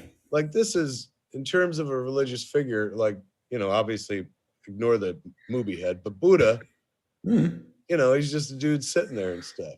And if it wasn't a cow head and it was like a Buddha head, he'd be smiling, and it's very inviting. The crucifix with a man on it, like not when it's just the cross is one thing, but when they've got the actual body of when the action figure is there, you want to talk about like a bunch of people being inured to a horrifying sight. I also appreciate that in these last 5 minutes, I am sure kids is not like for the Christians out there who are like, fuck you. I'm talking about the sight of a human being hung and dying slowly over a period of time is a bracing image. If they showed that on the news, they wouldn't even show it on the news and stuff. Yet some people wear it on. I mean, listen, I'm a heathen, so I feel okay about this. But I'm sure there are people who are like, listen, I was on board with the Mark stuff. I even didn't mind when he hated the shit that I loved, but he just went too far. He went too hard. My God. I don't think we went very hard. It's just no, it really just is. Yes, we will get not one but two kid-related Star Wars shows.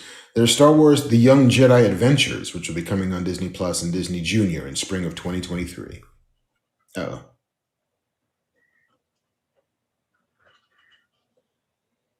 There he is. Buddy That's the one I prefer right there. Look at him. He's in a good mood. Wow. I'm just reading. Wow. I thought you were actually impressed. I was doing what it told me to do. It told me to wow, I wow. So yeah, we got more Disney Star Wars stuff coming down the pike. More movies are happening. Apparently, the big problem with Solo was that you can't recast legacy characters, according to Kathleen Kennedy. Which seems like... I think if they had done that today as a Disney Plus series, people would be like, all right, they just recast kind of a legacy character, a young version of that character. But isn't that what Solo was? A young version of that character? I mean, also, fucking there's an Obi-Wan Kenobi show that doesn't have Alec Guinness in it. It's true. That's the other thing. As you're watching this show, you just got to remember, in 10 years, he goes from Ewan McGregor to fucking full-blown Alec Guinness. I mean, but also, like, Alec Guinness might have been 60 years old at the time they shot Star Wars. 62, 63. Those are hard fucking years. The man had lived through a war. Yeah, he was one of them old-timers. Yeah. Like, we actually saw some shit in my day. Where, like, Jared Leto is 52 years old. And that motherfucker, he looks 30. Is he 52? He's older than me? I think he is, yeah. I mean, then again, I also said Harold Faltermeyer was alive, but he looks, I'm pretty sure. I don't know about you on information today. He looks like a boy. Like a teenage boy. He's fucking 52? I'm sorry, 50. 50. December 26, 1971. Even that, it's fucking... Yeah. You know what? I've never thought I'd say this, but it just might be, it might be Morbin time. I appreciate the commitment to a bit.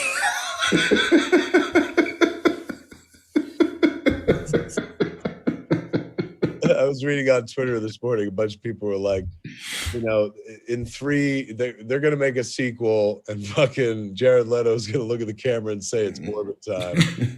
They're like, everything we create gets taken. And they pointed out bad Sonic, Scary Sonic. They're like, now Scary Sonic's fucking cool. Yeah.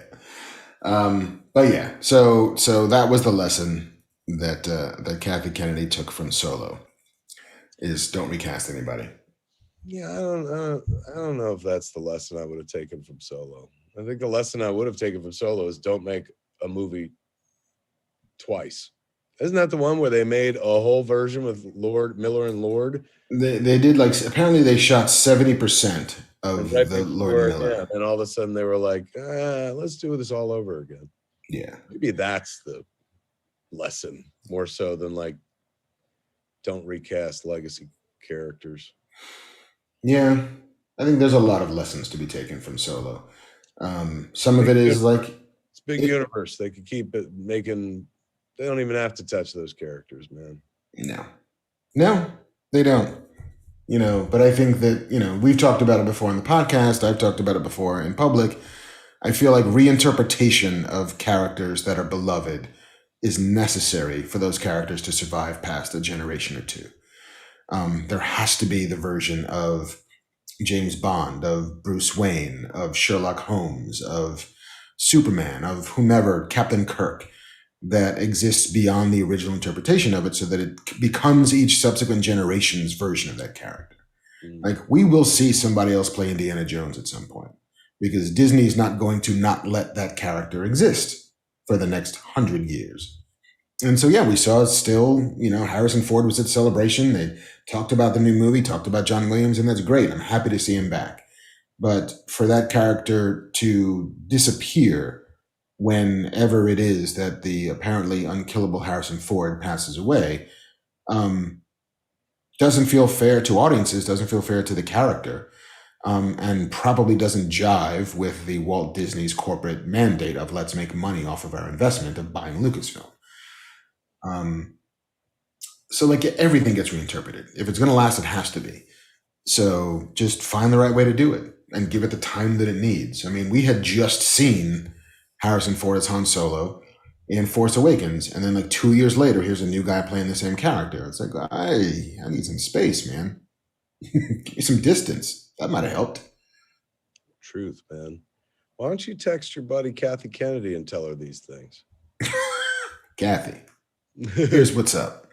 It's me. It's me, the shouty guy on the internet who doesn't like any of the things you make. What's the first half of Let Motherfuckers Know? Be humble, but let motherfuckers know. Kathy, it's Mark. I'm being humble, but I'm letting motherfuckers know. Come on now. It was I love solo. you. The only problem is too much solo in 1 year. Yeah. I mean, it's honestly, it's beginning to be my feeling about Marvel is that we're getting too much of it. And I never thought that would be a problem, especially when we began this journey 12 years ago. But like we were at 1 movie a year, maybe 2 movies a year. Then you get a giant climactic collection of characters. And now there's like not a month that goes by where there's not some new Marvel thing happening. And it's almost as if we don't get a chance to want it anymore. It just keeps coming. Just saying. Don't fuck with the only good thing that we got going, man. I got fucking COVID. I got this stupid disease that should have been gone a long time, this virus, and I fucking got it. The only thing that makes it all good is those Marvel movies. I said, when I got COVID, I was like, oh, man, now I have to live through this because I desperately want to fucking see Secret Invasion. Do you though? I really do. What's the next big movie after Thor? I think it's Ant-Man. Yeah, man, fucking, and we get to see Kang. Oh, see, there's so many good reasons to live. Yeah, there's Ant-Man, and then there's Guardians 3. Another fucking reason to stick around. And then I don't remember what else. Did I see they're talking about perhaps doing a Nova movie? Really? I saw a title treatment for Nova. Will's shaking his head. Will is standing in for Banff Man today because Banff Man JC is at Star Wars Celebration, living it up and stuff. Can you pop in? Will, there you go. Yeah. I saw you in your head. Yeah, see? Well, if I'm going to be occupying rarefied air, I'm going to make the most of it. For those who are like, this is your discount Banff Man for tonight. Yes. Discount man. I'm when you need a Banff Man off Wish, here I am. You were nodding your head off camera. Am I right? Is there a Nova? Yeah, that was one of the things. When did that get announced? That's come up just, I think, in the last 2 months. But I don't think they've done any official announcement. It's just like that insiders say there's exploration about a Nova title. I'm ready. Yeah. I forgot about Black Panther in November. What do you mean? When I said what's next, I was like, well, Love and Thunder, and then comes Quantumania and Guardians 3. Black Panther is this year? Wakanda Forever is still on the schedule for November 11th, 2022. My God, man. So I'll be done with like Clerks 3 tour, which, by the way, I saw a trailer. Ooh, really? Can I spoilers? You made the trailer. Shut up. Saw you in the trailer. I was like, holy shit, Mark's in there. Did I get a line in the trailer? No. We could not manifest words for you that you did not have. It didn't quite work that way. It is, as a guy who's been watching like trailers for movies I've made for nearly 30 years at this point, I generally always have like, great, but here are my notes. I had one note about changing a shot just because I thought it was like too jarring. But other than that, what a great fucking cut. Completely it's an art form, like cutting a trailer. Like, making a movie doesn't necessarily mean you could cut a good trailer of your movie. Sometimes you're too close to it. Sometimes you need outside eyes. And boy, oh boy, the Bond, I think it was Lionsgate and the folks at Bond Creative cut a fucking wonderful trailer. So I can't wait to share it. It's going to be a minute before that happens. I mean, I wonder if that's the sort of thing where, between us girls, that a person who had, let's say, a Hall H panel at a certain comic book convention happening in the third week of July seems like it might be a relatively decent place to reveal that to a populace. Could be. Tell you what, man, if somebody comes out to see me at Hall H this summer at San Diego Comic-Con, which I presume would be on a Saturday night, I'm going to show them the first 5 minutes of the movie. Ooh. That's right. Nice. Fuck. Yeah, no, we've been talking about it, about all the stuff that we're going to be doing at Comic-Con. Here's a preview for you kids at home. So nothing locked in concrete, but this is what we've been working on. We're taking over the Tin Roof San Diego, which is, we just did the Tin Roof in Orlando for the movies pop-up. We're taking over the Tin Roof in San Diego for all of Comic-Con. It's going to be a movies all day long, and then at night it's movies after dark, and we're just going to do shows there. So we'll be doing Hollywood Babylon, Batman Beyond, Jay and Silent Bob Get Old as nightly shows. But if you've got the time, we've got the beer. No, you've got the time, Mark. Every night at 4 or 5, what I'm proposing is we do a 1-hour Fat Man streaming update where we just do the news of the con that day. Ooh. And kind of feed the folks at home who don't get to go and stuff. And then we would have our live show either Thursday, Friday, or Saturday or something like that at night. Yeah, I mean, I'm here for that. You could be here for that. I will be there. So far, it's looking like the whole time. I would. The only thing I know I have to do is I have to go to the Eisners on Friday night. Other than that, I'm wide open. That's right. You gotta go pick up your award, for heaven's sake. I gotta go get my fucking brass. Give it to me. I got the armful like fucking Babyface at the Grammys. Just do me a favor. Go up and interrupt other people when they just Kanye them all. Yeah. Gee, I'm gonna let you finish, but Brian K. Vaughan had the best comic book of the year. And they just bounce off. People I saw that dude on Seth Meyers a few months ago. He seemed much nicer than that. He got angry. Yeah, boy, that Myers shit went right to his head. This is all about him. What other news we got? Wither the news. Wither the news. There's a new Daredevil series that seems to be moving forward at the Disney Plus. I saw that, man. So, I mean, I guess it can't help but be a sequel series. It's all connected, right? It's all connected. Charlie Cox will be reprising his role, as Kevin Feige had alluded, at least 2 years ago, saying that when Daredevil does return to the Marvel Universe, he will be played by Charlie Cox. You think they reference the events of the previous series? Maybe, or select parts of it, whatever they would like to acknowledge as going forward continuity, which, ultimately is how much do we want to ever talk about Iron Fist ever again. And I don't know if the capacity or the desire for that, the appetite for that is particularly high. But, Vincent D'Onofrio has also been, Daredevil, has been Kingpin in a bunch of other Marvel stuff. And so I see no reason why there's not a version of Barenthal as the Punisher, or Mike Coulter as Luke Cage, or Jessica Ritter as,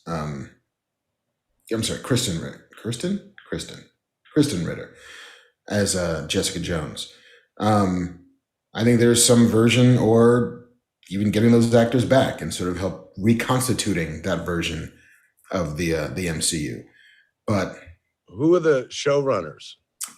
Two fellas named Matt Corman and Chris Ord have been attached to write and executive produce, and they did Covert Affairs on USA together, as well as The Enemy Within and The Brave, and a CW series called Containment.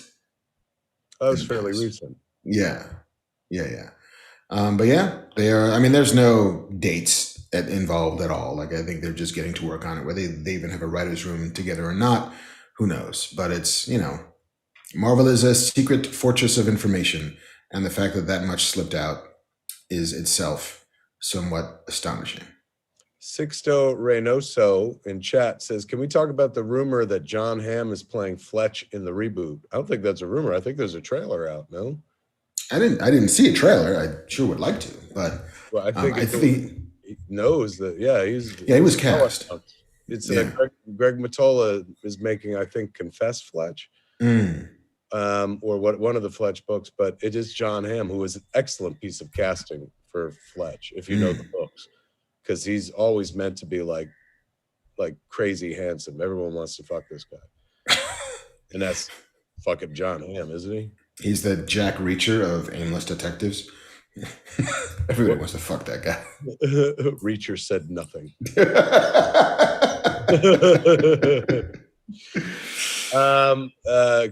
Christina B said, just started. What have they talked about so far in chat? Oh, Christina, we've talked about so many things. My COVID, Mark's Eisner nomination, Top Gun 2.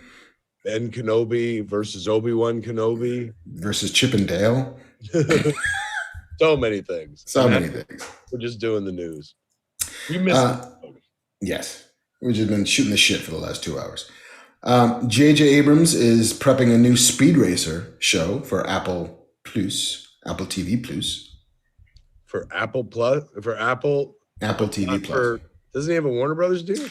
It's Warner Brothers TV is the studio, Bad Robots production company, but the network is Apple, and not HBO Max. Making something for them. Indeed, and there was a big article in, I want to say it was Deadline, talking about that the new bosses at Warner Brothers Discovery are beginning to re-examine all of the existing businesses that they've got under their umbrella and seeing how they can shave and sort of reconfigure and in certain cases kill projects that have been, sort of floating or loitering or too damn expensive. And one of the things that they were talking about was the Bad Robot deal that JJ and his production company have at Warner Brothers. Like $250 million deal, if I remember correctly. Yeah, it's a lot of money for them. Million, but the show that he wants to make, I read, is like 200 million. Yeah, Demi-Monde, which I think he's been working on for a good 4 years. Yeah, nobody knows what it's about, right? It's one of those Bad Robot is mystery boxes. Yeah, they're about as secretive as Marvel is. But in the same initiative of looking to begin to consolidate a little bit, Warner Brothers killed that Wonder Twin movie we talked about a couple weeks back. They're too expensive, don't know who wants it, don't know who it's for. So as soon as they had announced it into the world, it got put out of its misery. I think that was an astute decision.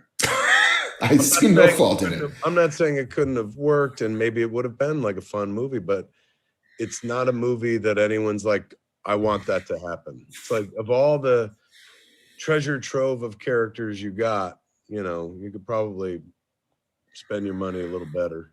Yeah. I never read a script. I don't know who the director was. I don't even know who the talent attached was, but just as somebody who's grown up with this shit, the Wonder Twins movie, I never once heard anybody be it'd be amazing.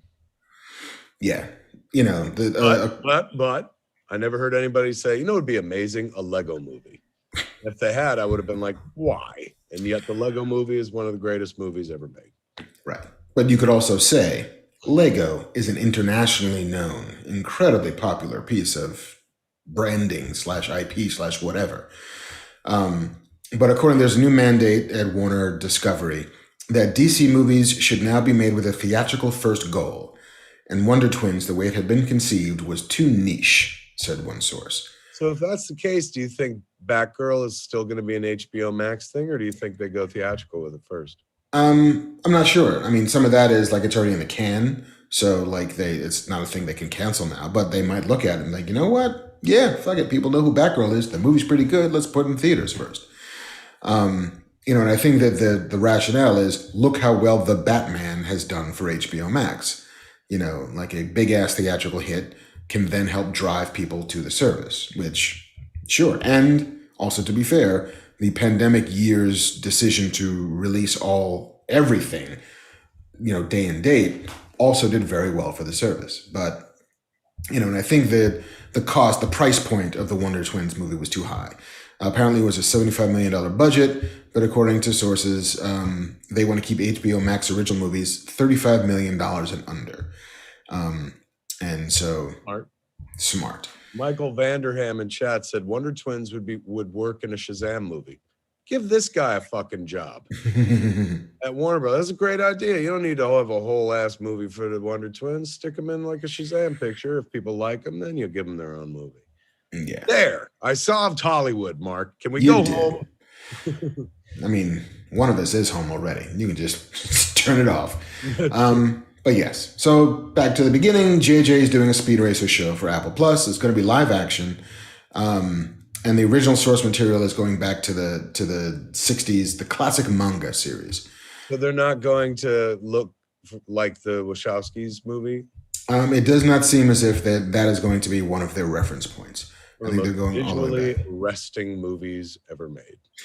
It's gorgeous. Yeah, you don't have to like that movie to be like, good God, this is everything a movie could and should be. Something you can't see in the real world, yet familiar, what adventure.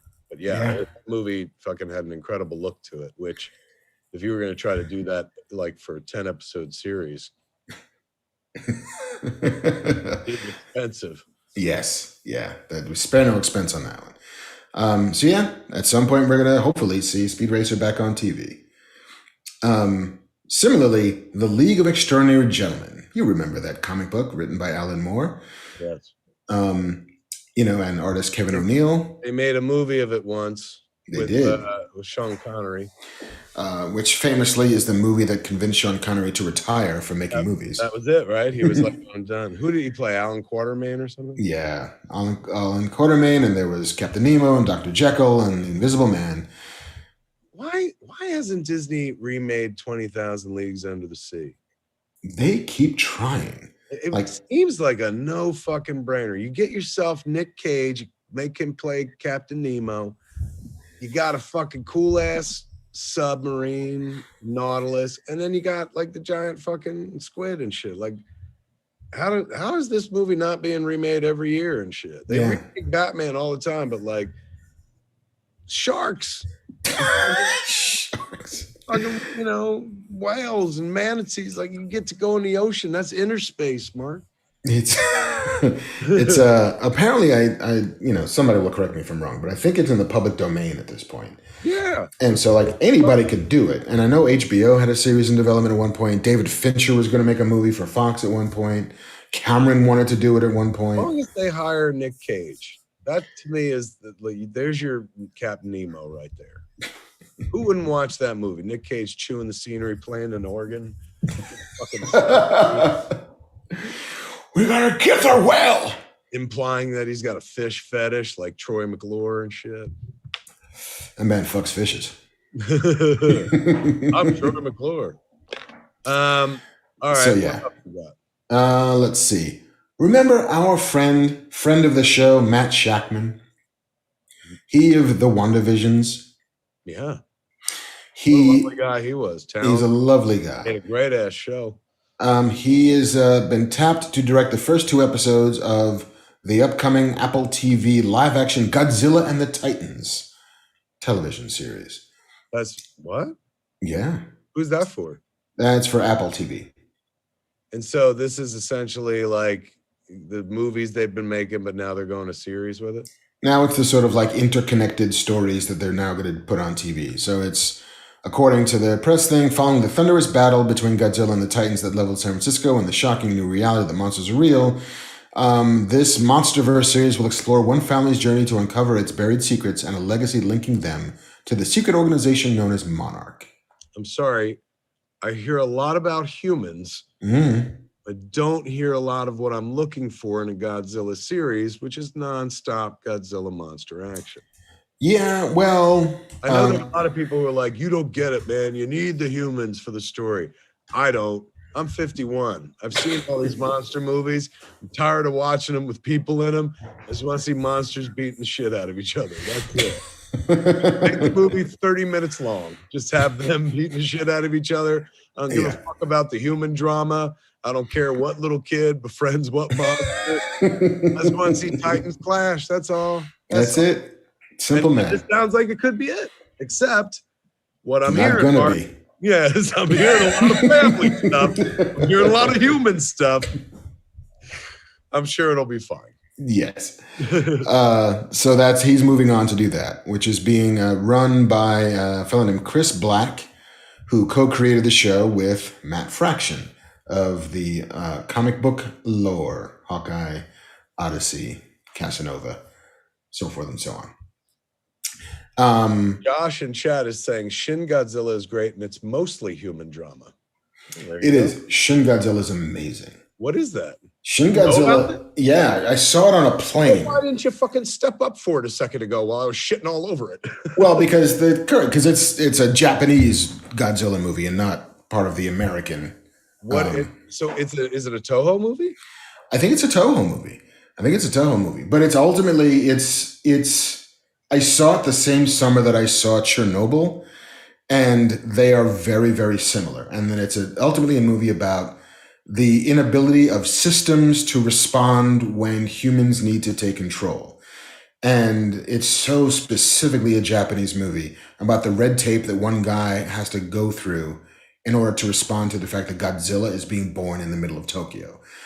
And it's this slow moving, like it's this fucking egg that hatches or whatever the fuck it is. And this slug crawls out and they're like, we don't know how to respond to it. It'll be fine. It'll go away. And then the slug begins to metastasize and get legs and arms and then stands up and slowly becomes Godzilla. And there's this one guy who's like, I could have saved everybody if you had just listened to me, but you wouldn't because you're all fucking salarymen trying to keep your phony baloney jobs. And I'm trying to save Tokyo. It's wonderful. This is a fucking thing that I could be watching instead of doing this stupid ass show. Yeah. That sounds amazing. It's dope. It's Shin Godzilla? Shin Godzilla. I don't think it's streaming anywhere. You might have to buy it. But it's dope. Fucking tickets sold. I guess is it in Japanese? Yeah. I think I saw a dubbed version on a plane. I'm used to watching dubbed everything now. I watch American shit dubbed, so Where's my subtitles? So they show Godzilla getting born? Yeah. Why don't they call it the movie where Godzilla's born? What is shit? Maybe that means Origin Godzilla or something? I am not entirely sure.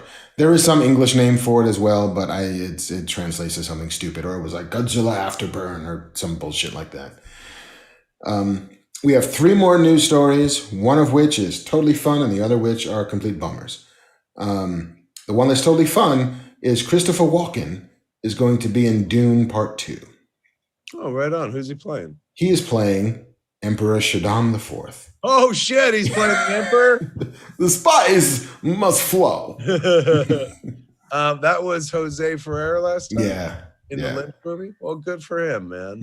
I can fucking see that. That totally works. He's a guy that continues to have a good time into his old age. He was just on the Severance program. Mm-hmm. I cannot think of a more alien person to play Emperor Shaddam IV, who has a history with Dune in that the Moby song, the fuck's name? God damn, I can't remember the name of that song. System of Choice, was that it? Whatever it is. Walk without rhythm, and you won't attract the worm. Fat Boy Slim song? Fat Boy Slim. Not Moby, you're right. From Spike Jones. Freedom, where he's dancing. Yeah. And one of those lyrics is, if you walk without rhythm, you won't attract the worm. Is that right? Yeah. They reference Dune in the song? They reference Dune in the song. Weapon of choice. There it is. Good for Christopher Walken. Better for Christopher Walken's agent, who continues to fucking... Give him my 10%. They have one of the easiest jobs in the world, right? Because who don't want Christopher Walken? That's a dude or lady who just fields phone calls all day. Yeah. You won't walk in here. Where you want walking? To your set? You ain't got to sell walking. Nope. Walking sells his damn self. What else we got? We have two deaths since last we podcasted. The first being Fred Ward. Fred Ward, man. Remo Williams himself, kids. Indeed. No Bucks, no Buck Rogers. Dead in The Right Stuff, where he played Gus Grissom. Yeah. He was a staple. Oh, he was a Shortcuts. Mm-hmm. With Altman. What else have I loved? Henry and June. The first thing I saw him in was Cast a Deadly Spell, which I think was the very first made for HBO movie, in which he played. It was an alternate history, like 40s gumshoe detective story, but in an LA where magic was real. And so he played like H.P. Lovecraft, a detective on the case for some woman who, disappeared, and he gets hired by the husband to find her, whatever. But it leads him into a world of, sorcery and voodoo and all that shit. It's like LA Confidential, but with like fucking demons and stuff. Right, which was great. It was really, really good. Cast a Deadly Spell. Yeah. I think you can still find it. I think it's still, it should be on fucking HBO Max if it isn't. I remember we had it at the video store at RST Video. I passed it over many afternoons. Yeah. But he passed away. I think natural causes, but it was a couple weeks back. He lived a big life and made a lot of movies and stuff. Very talented dude. Yeah. And Tremors, of course. That's right. My favorite comment was, Fred Ward walked so John Bernthal could run. Oh my God. I instantly, speaking of which, are you watching We Own This City? No, you told me I should last time, and I still haven't seen it. It's diminishing and insulting to say it's The Wire Part 2, but like it's very not reminiscent of The Wire, but like what a side by side bookend series, if you will, about Baltimore. It's been really good. The acting's exquisite, and he's phenomenal in it. And never let him play just like a nice dude, just a guy. Like a dude who's like, I got kind of fucked over or something like that. Like he's just always so, you can't protect Rick. Like always involved in very extreme situations. As a character. Yeah, can you just be a guy? Just like he would bought a house, has a wife, some kids. Like, can you make Field of Dreams with John Barenthal playing the Kevin Costner part? I sure would like to see. Man, you understand, man? They're coming out the corn. Fucking ghosts, man! I ain't kidding you. There's fucking ghosts in my corn. I just want to have a catch from my dad. What the fuck? Dad, you want to have a catch? Fuck off, son. Yeah, well, fuck you, Dad. I'm gonna go fuck your wife. That was one of the most bracing things about the opening of The Walking Dead was that whole, I thought you were dead, so I started having sex with your friend. Like it was just like bad enough. The dude's like, where the fuck? I woke up. Oh my God, people, zombies, holy shit. And then eventually, like, you got to deal with the fact that, like, I thought you were dead, so we started a thing. Yeah, and she's pregnant, and so I don't know whose baby this is, but it could be Shane's, it could be Rick's. Man. Yeah, that kind of soap opera was the right amount to throw into the beginning of that, because you're like, oh, yeah, really. I came to see people get eaten alive, but I'll stay for. I'll stay for this weird love triangle. Yeah, this is very hot goss. The Field of Dreams of it all does bring me to the other big passing, which was Ray Liotta, who died yesterday, I believe. Jersey's own at 67 years old. Far too young. Way too young. My dad died at 67, but he didn't look like Ray Liotta. Ray Liotta, I just saw him in the Sopranos movie. Yeah, Many Saints of Newark. Yeah, and he looked great. This was surprising. It came out of nowhere. Somebody said he was in the Dominican Republic and just went to sleep, didn't wake up. Yeah. I think we're shooting a movie down there.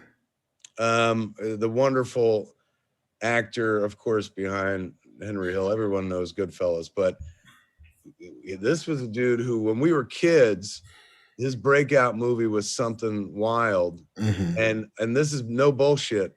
After that performance, a lot of people were talking about him to play the Joker. Yeah, Before Jack totally see Nicholson got that. cast, they were just like, oh my God, that guy could be the fucking Joker. And there was no internet. So it wasn't like random people on the internet. That was like from Hollywood. I read that in like fucking People magazine and shit. Because his performance is so, fucking, he's horrifying in that movie. Yeah. And, like, insane. He's in Field of Dreams, he played Shoeless Joe, right? Yeah, Costner's dad, one of the Came catch. right after Something Wild. So he plays like the psychotic boyfriend of Melanie Griffith in Something Wild. And then his next role is like the very calm, very sweet spirit of Shoeless Joe, who just wants to play fucking ball. Yeah, and then Henry Hill, and then Goodfellas. Unbelievable. Like I'm sure Martin Scorsese must have said something about his passing. I haven't seen it yet, but like, you need very strong shoulders upon which to rest the story of Goodfellas. He needs to be your way into that world and your way out of that world as well. And there was a sweetness and a danger to his performances, to like, what he brought to Henry Hill, that makes it one of the most eminently watchable movies of all time. It's, if you're clicking through TV and Goodfellas is on, you just stop and you watch. And it has everything to do with not just the filmmaking brilliance, of course, of Martin Scorsese and the performances across the board, but his sonorous tones, man, the dulcet tone of our narrator who brings us into the flick in weird subconscious ways. Like, that gives him an advantage that other actors don't have, just giving a performance, because there's a confidentiality to the voice of the narrator. Like, he's in it with you. He's in on it with you, the audience, and stuff. It's not you just watching something. The narrator is telling you a fucking story personally. So that connectivity with that type of performance with a movie that was so fucking beloved and remains beloved, a gold standard of its genre to this day, made for a legacy where I'm sure, everywhere he went, people were happy to see that guy. Like, whoa, man, it's fucking, he's Goodfellas. Yeah, Jimmy two times. I'm Jimmy two times. Hey, you bust your cherry. Yeah. And to think that, like, that's his third movie, and his co-stars are Robert De Niro, Paul Sorvino, Joe Pesci, and like all of them doing world-class work. All of them knocking it out of the park. And by the way, Lorraine Bracco. Lorraine Bracco performs this too, and she's given like a world-class performance. I mean, there's no weak links in that fucking movie. But like, you got to have the shoulders of fucking Hercules to carry that picture with those fucking titans in the movie. Yeah. You still have scenes be your scenes. Yeah. When you're in it with De Niro. Yeah. Yeah. And that movie has the best voiceover I think I've ever heard in a movie, because it's not just filling in blanks. It's not some studio mandated. Maybe the audience won't understand. Like it is, to your point, it's conspiratorial. It's, let me tell you secrets that nobody else on screen knows. Let me tell you what this character is thinking and feeling and why. It's the movie's a masterpiece. But if Henry Hill doesn't work, then the movie doesn't work. Agreed. What else was he in that I loved? I mean, what a career he had. How like over 30 years of a career, if not more. Amazing career. Sad fucking early loss. But the nice thing about what he did for a living is you always have that work. He'll forever be, fucking what, 30 something, however old he was when he did Goodfellas, maybe late 20s. Yeah, I mean that was 1990, right? Yeah. 19 fucking 90. Remember when he's in the shower and he finds out he hears the radio on 1010 Wins News about the Lufthansa heist, and he's pounding the fucking shower like wall. He's so fucking happy and shit. Yeah. I mean, he's great in Copland, opposite Stallone. He's great in Hannibal. That's right. He played skull eaten. Yeah. His brains eaten. That's right. He has his brain fucking spoilers. Paul Crandall. Yeah. Krendler, that's it. Smoking Aces. That was a good flick too. Yeah, no, he did good work, and he always did consistent work, and he was on an upswing. Jersey Boy. I just read he was adopted. Like he was in like a Jersey orphanage or something until he was 5 or 6, and then he was adopted. You know, like. But he come from where like my family had come from, right up in the Newark area. Yeah, a film legend, ladies and gentlemen. You know, his voice synonymous with motion pictures. You hear, you know, from as long as I can remember, I always wanted to be a gangster. That's cinema right there. Iconic piece of cinema, and he got a big piece of that real estate, and it was all thanks to his talent, man. Big bucket of win, as we say on Hollywood Babylon, for Ray Liotta. Indeed. Thanks for your time, friend. Thanks for treading the boards and giving us something to watch over and over and over again. Yeah, man. So that, sadly, as we are doing too often these days, brings the end to the news segment. That's a bummer. What else is there? The George Carlin documentary is on HBO, right? Yeah, I saw the first half of it. I haven't seen the second yet. Second half, you might recognize a guy. Familiar friend of yours. The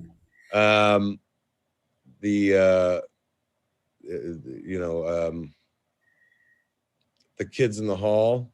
Have you watched that? Were you not yet? I was a Kids in the Hall guy. I saw Mark Hamill tweet about. Crush your head. I'm crushing your head. I saw Mark Hamill tweet about he watched the whole run and loved it. I mean, I love The Kids in the Hall. I can't wait to watch it, but that's something I'm gonna get to this week and stuff. Now that you got time in your hand. I do. Now I got a little bit of time. The good thing is when I came home and I got the COVID and stuff, I was working on a thing. I put a thing to bed, a project that I've been working on, and you know what it is, but they're going to be announcing it soon. But very happy with what I and others have done. Fantastic. Yes, but was able to do that for a little bit while I was like feeling fucking weak the other day. But then after that, got nothing like fucking writing. You well know. Speaking of which, how goes your fucking gig? The gig goes well. I still can't say exactly what it is, but I'm off on script on my episode of this thing, which is always a wonderful / precarious place to be. Which I'm not sure if you have ever felt this way, but I always feel as if every time I write a script and turn it in, they will discover that I've been faking my way through it the whole time. There was for the last thing I did, like I was, there's the based on things that went before, my job on the last one is just to be like, and now this is tied and this is tied. All the loose ends are tied and ta-da. But, I had such a good fucking time writing the episode because it has to land the fucking plane, so to speak. And, there's no better feeling than when, like, you think you're like, I think I got it. I think I did it. And then like I sent it in, but I didn't hear anything for like 2-3 days. And I was like, I didn't do it. Like I fucking and then I heard, 3 days afterwards, and they were like, "Oh my God, how'd you get it all in there?" And I was like, well, "That's what fucking my wife says." Seems like the inappropriate tone to take with executives, but sure. And I lost that job. They reported me to Human Resources, and that was it. So is he talking about fucking his wife again? Yeah, like don't tell dirty sex wife jokes. You won't keep your job. Yeah, I had the same thing on another project where, in order to get a green light, we owed them a format document, which is basically a Bible, which is here's what's happening in the first season, here's the shows, the characters, all of that stuff. The first episode and the second episode, like that's the quote unquote green light package. And so I turned in the second episode to the production company who's sort of being the shepherds of it. And similarly, didn't hear anything back for like 4 days until I got back a note saying, "You're so good at this." I was like, "Oh, you guys. I love you so much." It feels nice to get validation from people who are like, "Hey, I'm not just a fan, like I'm a pro, and you did a good thing." Yeah, you have earned your money, sir. And I say thank you very much. The Blue Beetle, Russell Cook in chat is saying the Blue Beetle suit pics released. Did you see those? I did. They look like a blue beetle. Yeah, very much. But I was like, that looks like the thing. Yeah, like they didn't like black leather. They just they Blue Beetle that guy. I love that boy too. That's the kid from Cobra Kai, right? Yeah, I think so. He's so good, Zolo or something. Mm-hmm. Yeah, he's a great choice, man. What a wonderful. Nice.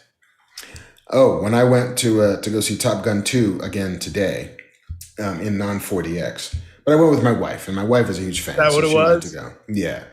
But I saw a trailer. I saw the new trailer for the Elvis picture. Oh. And I was like, I have to go with Kevin to see Elvis because there's nobody else in the world who gives a shit about Elvis as much as Kevin does. So I need to sit next to him as he just loses his fucking mind. Let's narrow that down. There's no one in your world much. Believe me, there are people who love Elvis far, far more than me. I'm more a respecter of the work he did and a recent respecter. But that fucking movie looks phenomenal. I read a review today where they said this is one long, never-ending series of montages. And I'm like, well, it's a Baz Luhrmann film. Like that's what he does. He does fucking spectacle and stuff. I'm down to rent a whole theater to go see that. Spectacular. You think they're gonna 4DX that motherfucker? Oh my God! How much glitter can they get?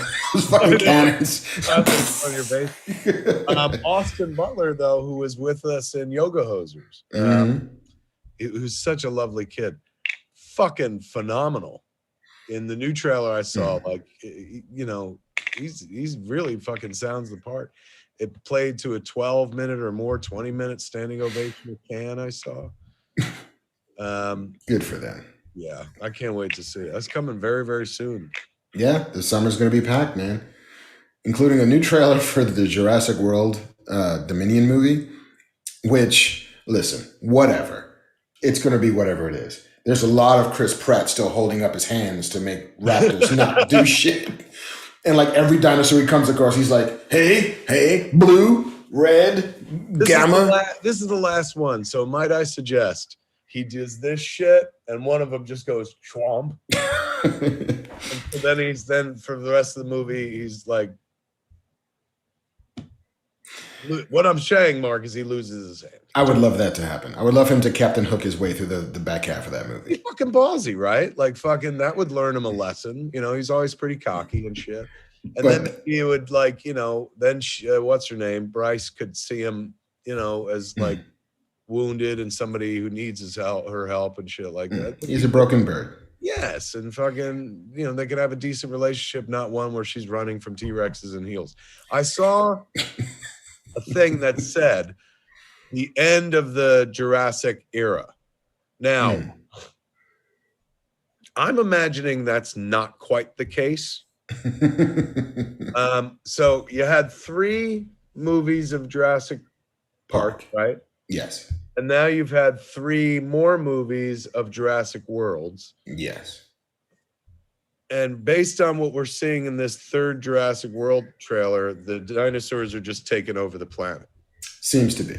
Would it be too far-fetched, Mark, to assume that there is one more trilogy coming of Jurassic Planet where it's just fucking like, mostly dinosaurs and only a handful of humans left and shit?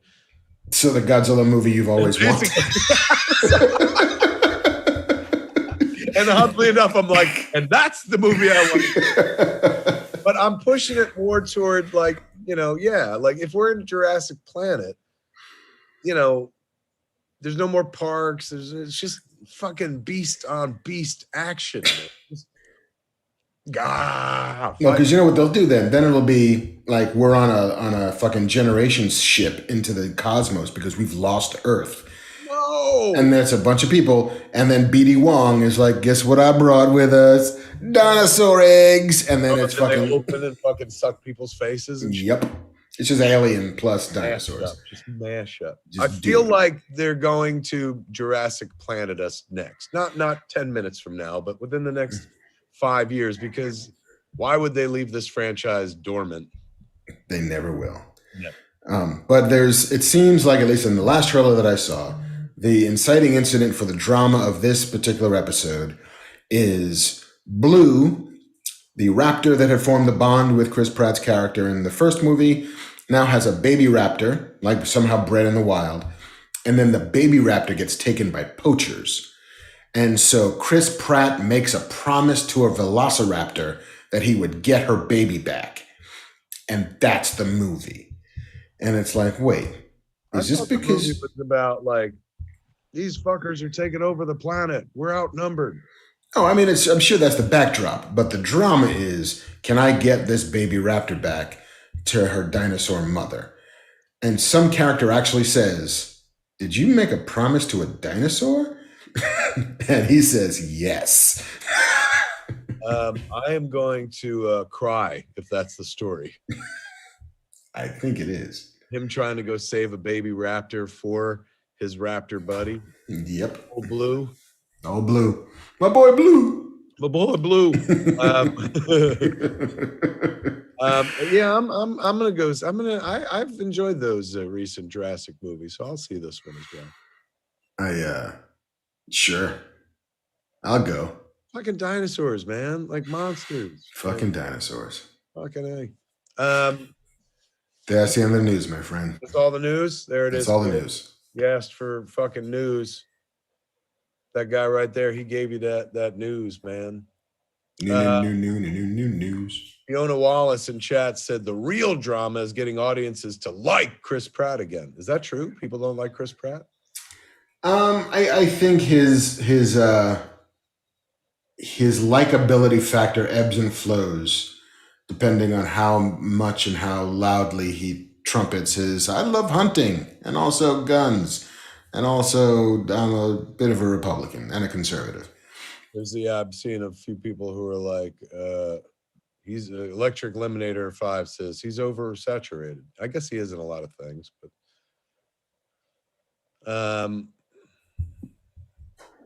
and then somebody brought up his religion. Yeah. Well, we'll just leave that right there. Moving on. We were having a wonderful discussion about Jurassic Park, and then it hit a wall. Well, Q&A? I guess so. But how do we? I don't know. Is Will? Are you prepped for Q&A? Discount Banff, man. Yes. Hello. You got Ben. You're not there. You got to say Banff. No, he doesn't have the bang. You can't hear it, but there is a ding, as though I'm appearing like Janet from NBC's The Good Place. Look, buddy, we do things a certain way around here. If you're gonna come in, you gotta say Banff. I got a phone call from JC saying, "Look, I haven't seen Kenobi. I'm at Celebration, and I'm calling it. I don't want him to ruin it for me." And he bailed. Threw this at me at 11 o'clock in the morning. Tell you what, you Yeah. don't need to say Banff. You need to say, when you pop in, you say DILF. Wow. You're a dad that I'd like to fuck. So pop out again, then pop in. When you pop in, go DILF. And then give a little like, woo, like the Mr. Pillsbury. Oh my God. I like second draft is better. So you pop out and then you pop back on, you go DILF, and then you go D, like you little chuckle.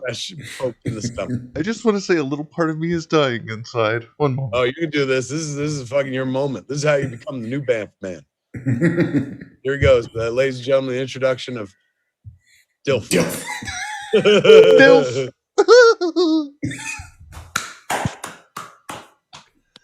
Thank you for keeping the line clean so that can just be sampled and then reused if we ever have to resort to this again. A fucking ringtone right there. All right. In order to whatchamacallit, do Q&A, we need you to pick questions. You pick any? I did pick some. I did. And I don't envy JC's job in doing this. But I like this one. You have Doc Brown's DeLorean to spend 1 week in the past. Hold on, wait. What are you just asking the question? You just Who's the question asker? Oh yeah, sorry. You gotta kiss us first. Don't just go stampeding right. I'm sorry. Work our nipples, kiss our neck a little. Fuck. Chortle some more. Yeah. Who's our first caller? Who's asking this? Nightshade Holloway. Nightshade Holloway. Oh, I remember old Nightshade Holloway. Oh, these stories from the Pittsburgh Holloways. Yep. What does Nightshade want to know, Will? Question for Kevin and Mark. Jesus. Yes. Question for Kevin and Mark. You have Doc Brown's DeLorean to spend 1 week in the past. What week do you punch in before hitting 88 miles per hour? Wow. Wow. So the part of the question is then, do you go anywhere in time or do you restrict it to your own life? Do you want to relive a certain week that you've already lived before? Or do you want to go to fucking like 1483 BC and just see what shit's all about? I honestly don't have as much an interest in going to a time period where I could get like fucking shot by a musket and die of gangrene or whatever the fuck. Fair. If we restrict it to just our personal lives, let's do that. That makes sense. Yeah.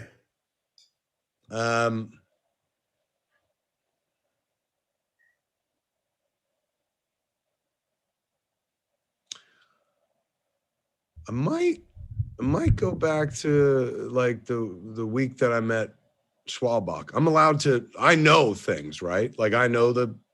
Well, yeah, you're DeLoreaning, so you're just Marty McFly going back to the past. I might go back to that week that I met Jennifer and pay even more close attention than I did the first time around. It's worked out. We've been together over 2 fucking decades, but you know, that'd be a moment I'd be curious about. Plus, my dad would still be alive, so I could always like reach out. But also, don't forget, you are your current age. It's not as if you are going back and inhabiting. You're not quantum leaping. So I'm just outside and looking in and shit. You're Marty McFly going back and seeing his mother, seeing his father, you know, fucking. Can I see young version of me? Totally. But will that fuck the time space? I mean, you can do whatever you want, but Jen would see you, 51-year-old you, like, what the fuck is that? I'm hanging out with the younger version of you. That's and true. now she'd be like, who's this, your dad? I'm like, well. Right. Yes, I'm his dad. Yeah. You haven't met him yet for real, so for now, I'm his dad. I guess. I don't know. I might actually go further back and see something from my childhood. Maybe one time we went to like Disney World when I was a kid or something like that. There was a time I almost drowned my father. We were in a hotel pool and I was standing on his shoulders and he went under the water and then he would like pop up and shoot me off. But I was holding on to the ledge and I held on to the ledge and pushed down. And I was standing on his shoulders, not allowing him to get up out of the water. And wow. Yeah, it was crazy. And then he finally got up and my father looked at me with terror in his eyes, like I have the omen as a kid.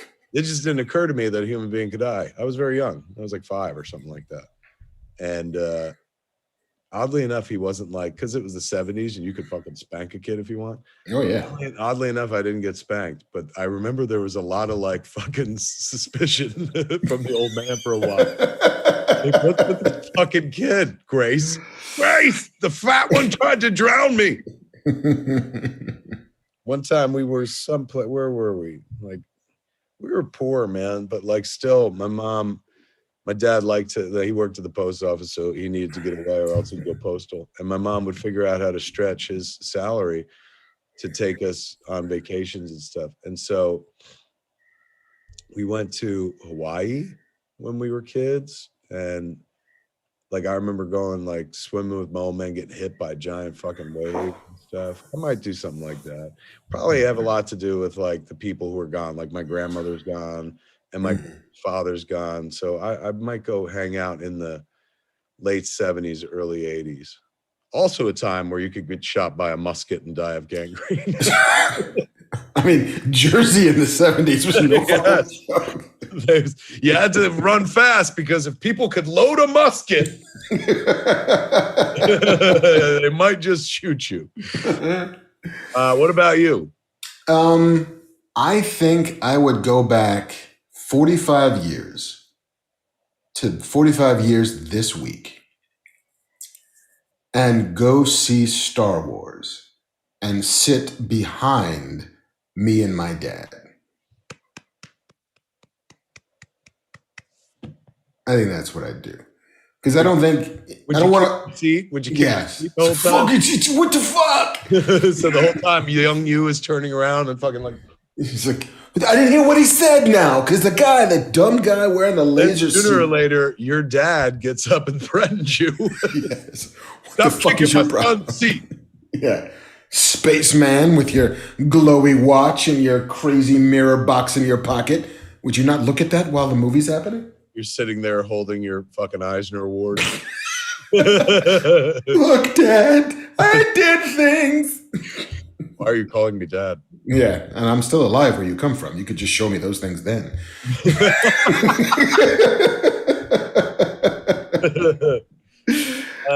But yeah, I think it's more like the experience of like, yeah, I'd like to see that for the first time again. And be there and remember all the sights and the smells and all of that shit. That's where I go. And we get a week in this thing? Apparently we get a week. Yeah, man. Definitely late 70s, early 80s. Oh my God, I could see so many cool things that like I took for granted at the time. Like fucking sitting around eating pizza with my family, watching fucking Love Boat. That'd be fucking worth it. You'd just be in the window watching yourself cucking out on your family's eating pizza. Young Kev is like, Dad, he's here again. He's looking at us. He wants our pizza. No, I don't want your pizza. I crave your happiness.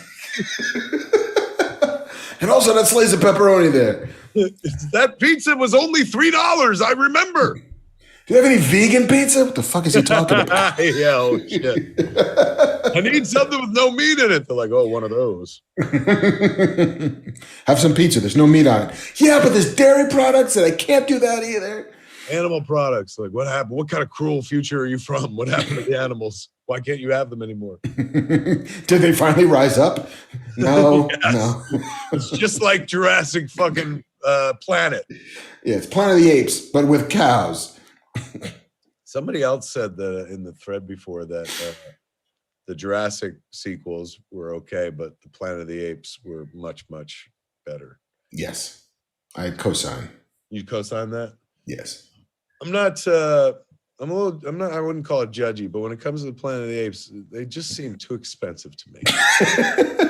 really, yeah, all that CG, they really could have just Roddy McDowell that. Roddy McDowell did it with a rubber mask and he played himself, he played his son, might have played Zero at one point, I don't know, but fucking this dude, he could thesp through a rubber mask whose mouth didn't even move that much, and you believed it was real. Yeah. I'm not taking anything away from Andy Serkis at all. He's a genius, but Roddy McDowell. Our generation, Andy Serkis named Roddy McDowell. All right, well, that's one question. Dilf. Yeah. Well done. Oh my God. I'd already forgotten. Fuck. It's a surprise every time. Yeah, fuck. The poppin' fresh giggle makes it. What else we got? CH asks, you can choose one Marvel and one DC character to lead your Lethal Weapon-esque movie. Whom do you choose? Okay, so one from each universe, one DC, one Marvel, and a buddy movie.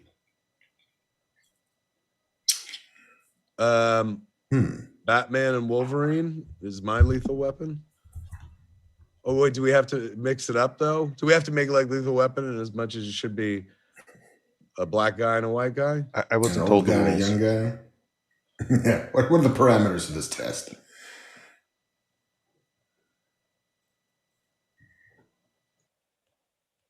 I still like my Batman Wolverine idea. I mean, it's strong. It's strong. All right, but who's getting too old for this shit though? Well, Wolverine is functionally like 400 years old, right? Right. So he's the one he's Danny Glover. Right. And fucking the kid who's like, I lost my parents, I'm gonna dress up like a bat. Clearly, he's the Martin Riggs of it all. I would like those two guys to hang out. Like, what the fuck are you doing? I'm dressed like a bat. Crime's gotta pay. But Wolverine is more of the Riggs, because Riggs was like, do you want to jump? Do you really? Come on. Yeah. I have nothing better to do. And Batman, while he may be, obviously dealing with trauma in a weird way, Wolverine is more the death wishy guy. I got nothing to lose, bub. Yeah, so but maybe it needs to be old Batman. A Dark Knight Batman is Danny Glover. He's too old for this shit. And fucking Wolverine, who's ageless anyway, as our Martin Riggs. My Martin Riggs. Sorry, this is my movie. But yeah, no, that's fine. Obviously, as always, I turn to Mark for writing help. Yeah, I mean, I think it goes because Wolverine isn't. I mean, unless you do the version of Wolverine where he does have a death wish and then it can't come true because he can never actually die. Like, that's kind of fun. We're just throwing himself off buildings. There was no fucking parachute pants balloon mat down there. It's like, yeah, I know. You killed the hostage. Yeah, it's all right. He was going to die anyway. I like my movie that I just made up with the help of somebody else. Who is your Lethal Weapon pairing? I mean, I kind of want to do like Barry Allen and Luke Cage. Like Barry Allen is the young kid and Luke Cage is the fucking power grown up. He's too old for this shit. He's too old for this shit. Like, would you stop fucking running everywhere? It's what I do, man. I got no other choice. I almost just punch this fucking wall down. It's like, really? That's what you got to run in? I can save everybody, but I got to punch something. That could be fun. I like that.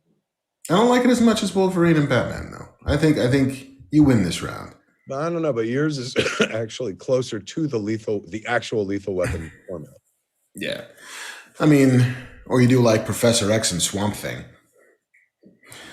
Like, I can't read your mind because I'm an elemental. I don't have a mind. I have ganglia. Am I a vegetable who dreamed he was a man, or a man who dreamed he was a vegetable? Not sure, but I'd like to be able to read your mind. It's dirty in there. You don't want to live with the sod. We got another one there. Dilf boy. Dilf.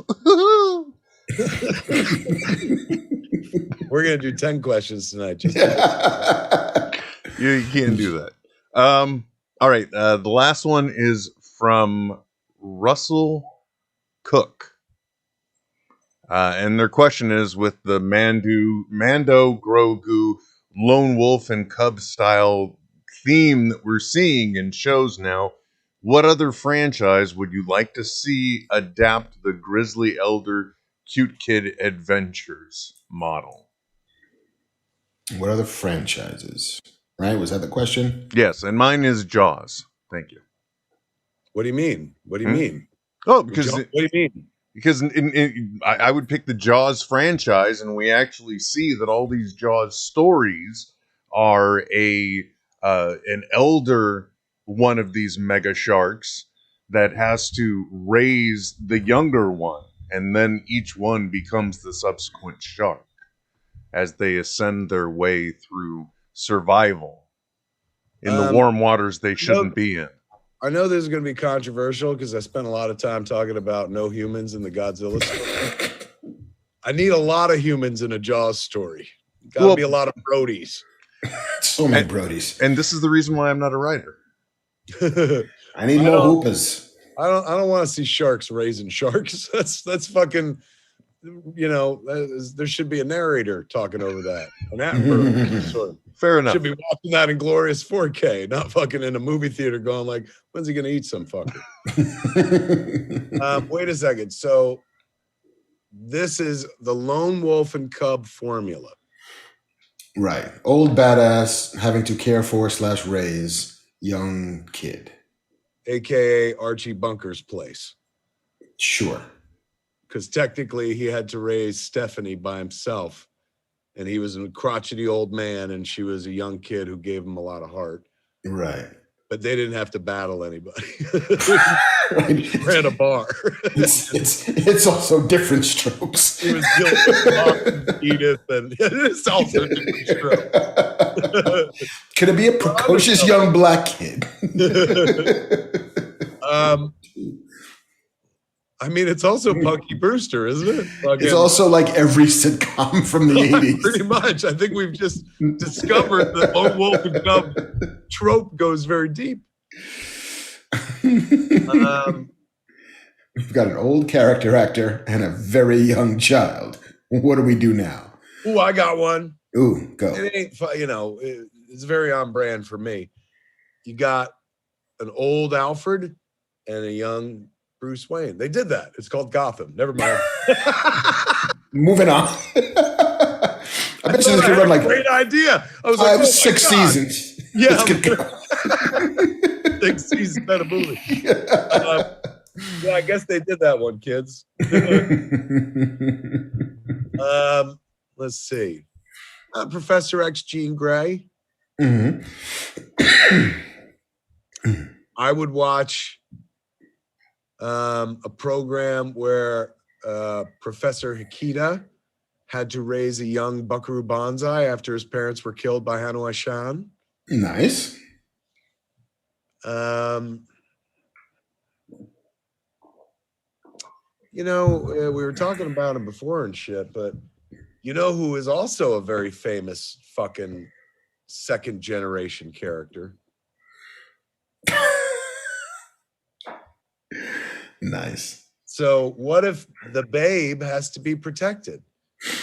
Mm-hmm. You know what I'm saying? Like, we always get the story like, hey, Christmas morning, he's born in a manger. And then they pick up the story when he was like 12 years old and he starts going into temples and laying down rules and shit and showing off his wisdom. You got a dozen years in there really unaccounted for, and during which some of it he's a little baby, man. So fucking Dude. So here's what happens. Baby's born, Joseph, Mary dies in childbirth. Because why not? Well, we're refashioning this. Mary dies in childbirth. Joseph is like, I can't handle this responsibility. It's too much for me. I'm fucking off because dads did that shit in the old days and also the new days, but never mind. And so who shows up now to see a child with no parents but the 3 wise men who now have to raise baby Jesus to be strong? 3 men and a baby. 3 wise men and a baby. Oh my God. Every story's been told, Mark. There's no new story under the sun. It's all a variation of fucking different strokes, apparently. Oh, I'm keeping 3 wise men and a baby. That's pretty hot. I think that's going to be my View Askew short for your anthology for Secret Stash Comics. I like it. I'm getting who hasn't? Why haven't they done a fucking defending baby Jesus show, Lone Wolf Club style. Like, who wouldn't watch that? Like, Christians would be like, yeah, finally, something we can get behind. And non-Christians would be like, I gotta fucking see what is happening here. Are they trying to Grogu baby Jesus? Like, Joseph is doing like push-ups in the shed, like he's got to get ripped. In terms of Q ratings for a character, we're not talking about Jesus. Baby Jesus? Oh, it's like Tom Selleck and baby Jesus. Yes.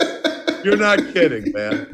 And if you put a mustache on baby Jesus as he gets later on in life, forget it. Oh, but I'm telling you, man, think about it. Everyone's always trying to make a remake of something because they're like, the name's familiar and the familiar name will help us get a footing.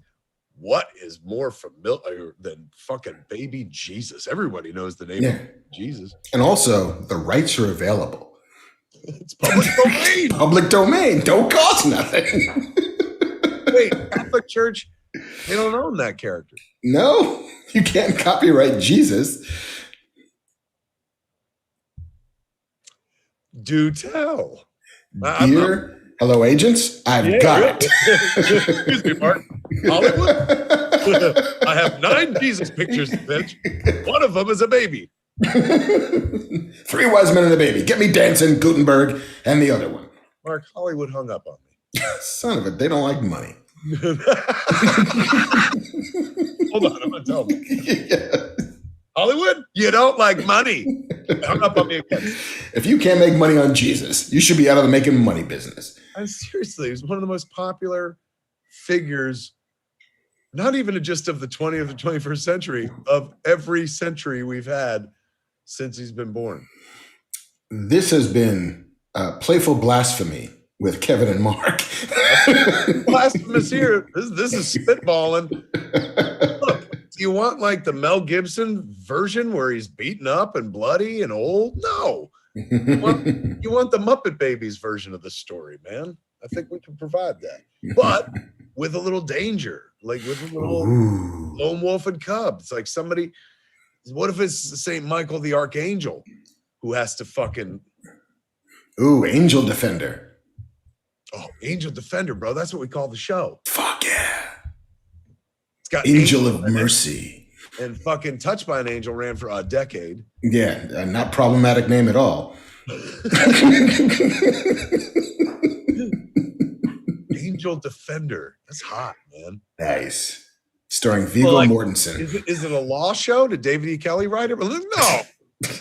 It's not about an angel lawyer. It's about an angel who defends baby Jesus. I mean, to be fair, Lucifer was about the devil who becomes a cop. Did he become a cop in that show? Basically, he's like a consultant for the LAPD, helping to solve crimes every week.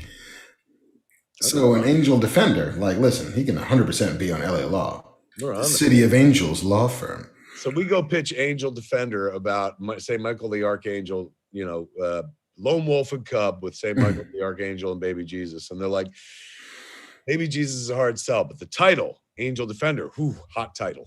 Like it. Can you repurpose it to a law show in which the lawyer happens to be an angel? Indeed. So he's got to work the law from the right side. Yes. There's the law of man, and then there's the law of God. And can I make these two coincide? Bro, we should be programming on Hallmark now. These are strong ideas that both a Christian and a non-Christian audience can enjoy. Christian audience, because they're like, finally, something for me. Non-Christians who are just like, get the fuck out of here. Is that really a show? And then, as long as we make it good, they'll keep watching. And then the criminals who get off on a technicality then get judged by the angel defender. It's like, if the laws of man won't stop you, then listen, you have eaten unleavened bread on the Sabbath, buddy. Step. He got away with it, angel defender. And angel defender is like, only for now. But God sees everything. Yeah. And then he asked me to take care of it. No. He's an angel and a lawyer. He can't be a vigilante as well. Oh, he can also be Daredevil. 100%. Oh my God, it is Daredevil, isn't it? All of our ideas have already happened. That Cinderella idea. Everything else has already been done. Usually by different strokes. Yeah. Goddamn Conrad Bain. He stole all of our juice. A show is way ahead of its time. Nobody gives it enough credit. Lone Wolf and Cub, but also in the city, and also in a high rise with two brothers instead of one. Fucking Angel Defender. It just sounds like a real 80s nighttime 10 o'clock show that maybe starring ran on USA Network for a couple seasons or something. Yeah, right after Burn Notice, Angel Defender. Burn Notice, that's way too modern. I'm talking about this shit ran back during Son of the Beach days and shit. Wow. When they were like, we'll try it, Angel Defender. Got to get on the board somehow. What's Harry Hamlin doing? Shit, good poll. Yeah. Good poll, man. You get Perseus to play the Angel Defender. I think we got something. It also sounds a little bit like Michael, the movie with John Travolta. Yeah, but he wasn't in court. Good point. Good point. He never went to court. Just hung out in a barn, doing gentle miracles for people. That's the brilliance of our thing, is you mix two things people love, religion and fucking court. Two places people love going, church and the courthouse. Yeah. It's like, do you promise to tell? He puts a hand on the Bible. It's like, oh, hello, old friend. Bro, I'm 51. How old are you right now? 50. I guarantee you, before we leave this best of all possible worlds, we see a show not called Angel Defender, but literally about what we just described here. A process of elimination. Somebody sooner or later is going to pitch and get fucking sold an idea about an angelic lawyer. It's highway to heaven, but he's a lawyer. Pretty much. And that show ran for a decade too. Yeah, throw in the good book. Wait, is that the title? Throw in the good book? It could be. I still think Angel Defender's better. Yeah. Well, that's the name of the pilot episode. Angel Defender, throw in the good book. And people talk about that pilot for years to come. They're like, oh, remember throw in the good book? It's like our glass menagerie or whatever. Star Trek. Yeah. We shot a pilot. God, it was awful, but there's 20 good minutes in there that we can slip into another better show. I'm just proud of myself for remembering a conversation we had 2 hours ago. That's it. Boy. We answered those 3 questions. Is that all we got there, Dilf Man? Dilf. Yes. Those are the questions 3. Excellent choices, my friend. Those yielded wonderful responses. My pleasure. Angel Defender, 9/8 Central, right after Airwolf. What's the theme called? I might come from a tall building or talking from a vine, because I'm the unknown stuntman, makes Eastwood look so fine. Maybe we just borrow from Fall Guy. It's Fall Guy, but instead of a stuntman, he's an angel who defends people. And also, I'm the Angel Defender who got this guy off of whatever crime. There you go, fucking shit. This shit writes itself. I'm surprised that we didn't pitch Fall Guy as the Lone Wolf and Cub thing, and a veteran stuntman having to raise a young, 11, 12-year-old would-be stunt kid. Yeah, a kid who's just he's a kid. He loves to roughhouse and throw himself out of tree houses and shit. And he's like, I want to be a stuntman when I grow up. He's like, you're too little. He's like, oh, I'm cross. Setting the fucking flunkies up. Yes, played by 8-year-old Ron Howard. Skips. It's always that it's time to end the show when we're just amusing ourselves.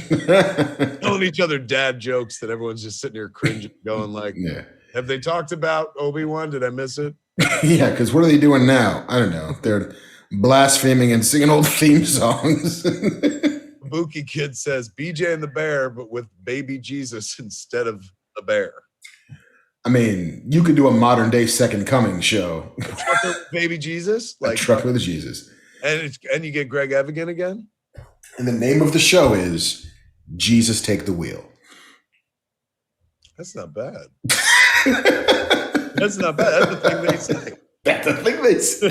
So there's awareness for that phrase. And shit. I know. That's what we say when we go to the pitch meeting. When they made that show, Give Me a Break, people were like, hey, I've heard of that phrase, give me a break. You're right. Yeah. Nell Carter speaks for me. I want a break as well. Living single? I've lived single too. I get it. Give me a break. I sure deserve it. Time I made it to the top. Wow. You knew the second half of that. Give me a break. I'm looking forward. Get behind me. Pull out every stop. Damn. On a happy ending. I'm tired of pretending. Won't let them get the best of me. Whoa, whoa, whoa. Give me a break. The name is survival. Give me a break. I forget the rest of the lyrics, but oh, you got plenty. I'm sorry. I'm sorry. That's all I can remember. Yeah, just 3 verses and a chorus. I didn't have any more. I was actually deeply impressed. I haven't seen that show in fucking 35 years. But I was still. Good theme songs. Good theme song. Let that be a lesson, kids. If you make a show, make sure you got a jingle because. And nobody does anymore. But that's when nobody remembers. Yeah, it's true. There was a time when it was all jingles. There it is, kids. That's all the show we got for you, man. Did you have a good time? I sure did. Not a show. Did you learn some shit? I sure did. And hey, we didn't get anybody sick. No. Because I was fucking in a room laughing and spraying fucking COVID germs all over the joint. From the safety of your own home, you heard from me and Marc Bernardin. You heard us talk about Obi-Wan Kenobi, which is on Disney Plus right now. We don't get paid to say that. I'm just trying to be helpful and shit. But we get paid to say this. Give me the Emmy. We want to thank our sponsor of the show, the good folks at Emmy, IMMI. Go to emmyeats.com/fatman, and they're going to give you some money off when you try their $5. $5 off their plant-based ramen. That's good eating. We send our best to baby Banff man, who's just at that nonstop orgy called Star Wars Celebration. Balls deep in the Force. Oh God, he couldn't be fucking. He's so into Celebration, he didn't even watch Obi-Wan Kenobi. It's like I can't leave the party to watch the party. Too busy fucking loving Star Wars to watch Star Wars. But his, him not being around was our fucking good fortune tonight, ladies and gentlemen, because oh my God, that meant that we got to hear from Dilf Boy himself, Will Wilkins. Give it up for the dad I'd like to fuck. Come on in. Dilf. You're welcome. There he is. Thank you for getting us up online and putting us out there into the world so we can talk and shit. It was my pleasure. But there is no show without this fuck. Every week I'm like, I gotta draw on my laptop screen. This little post-it note. Other side, fuck, whatever. You know, the guy who's not me in the box.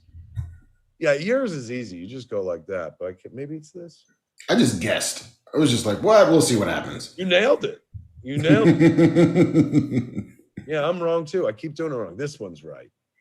If you do all of it, like fucking Danny Terrio and shit, just fucking. Aha! I got it. Nice. That one.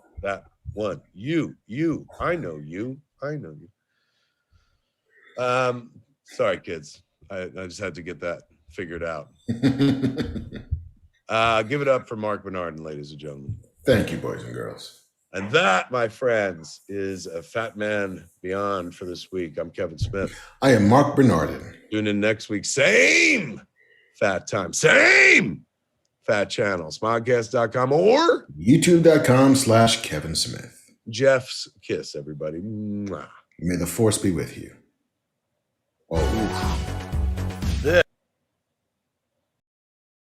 Yes. And welcome to the AKA Ask Kev Anything. Every saga has a 10-year anniversary, ladies and gentlemen, and this is what happens when Jay and Silent Bob get old. I'm Kevin Smith. Kissing you!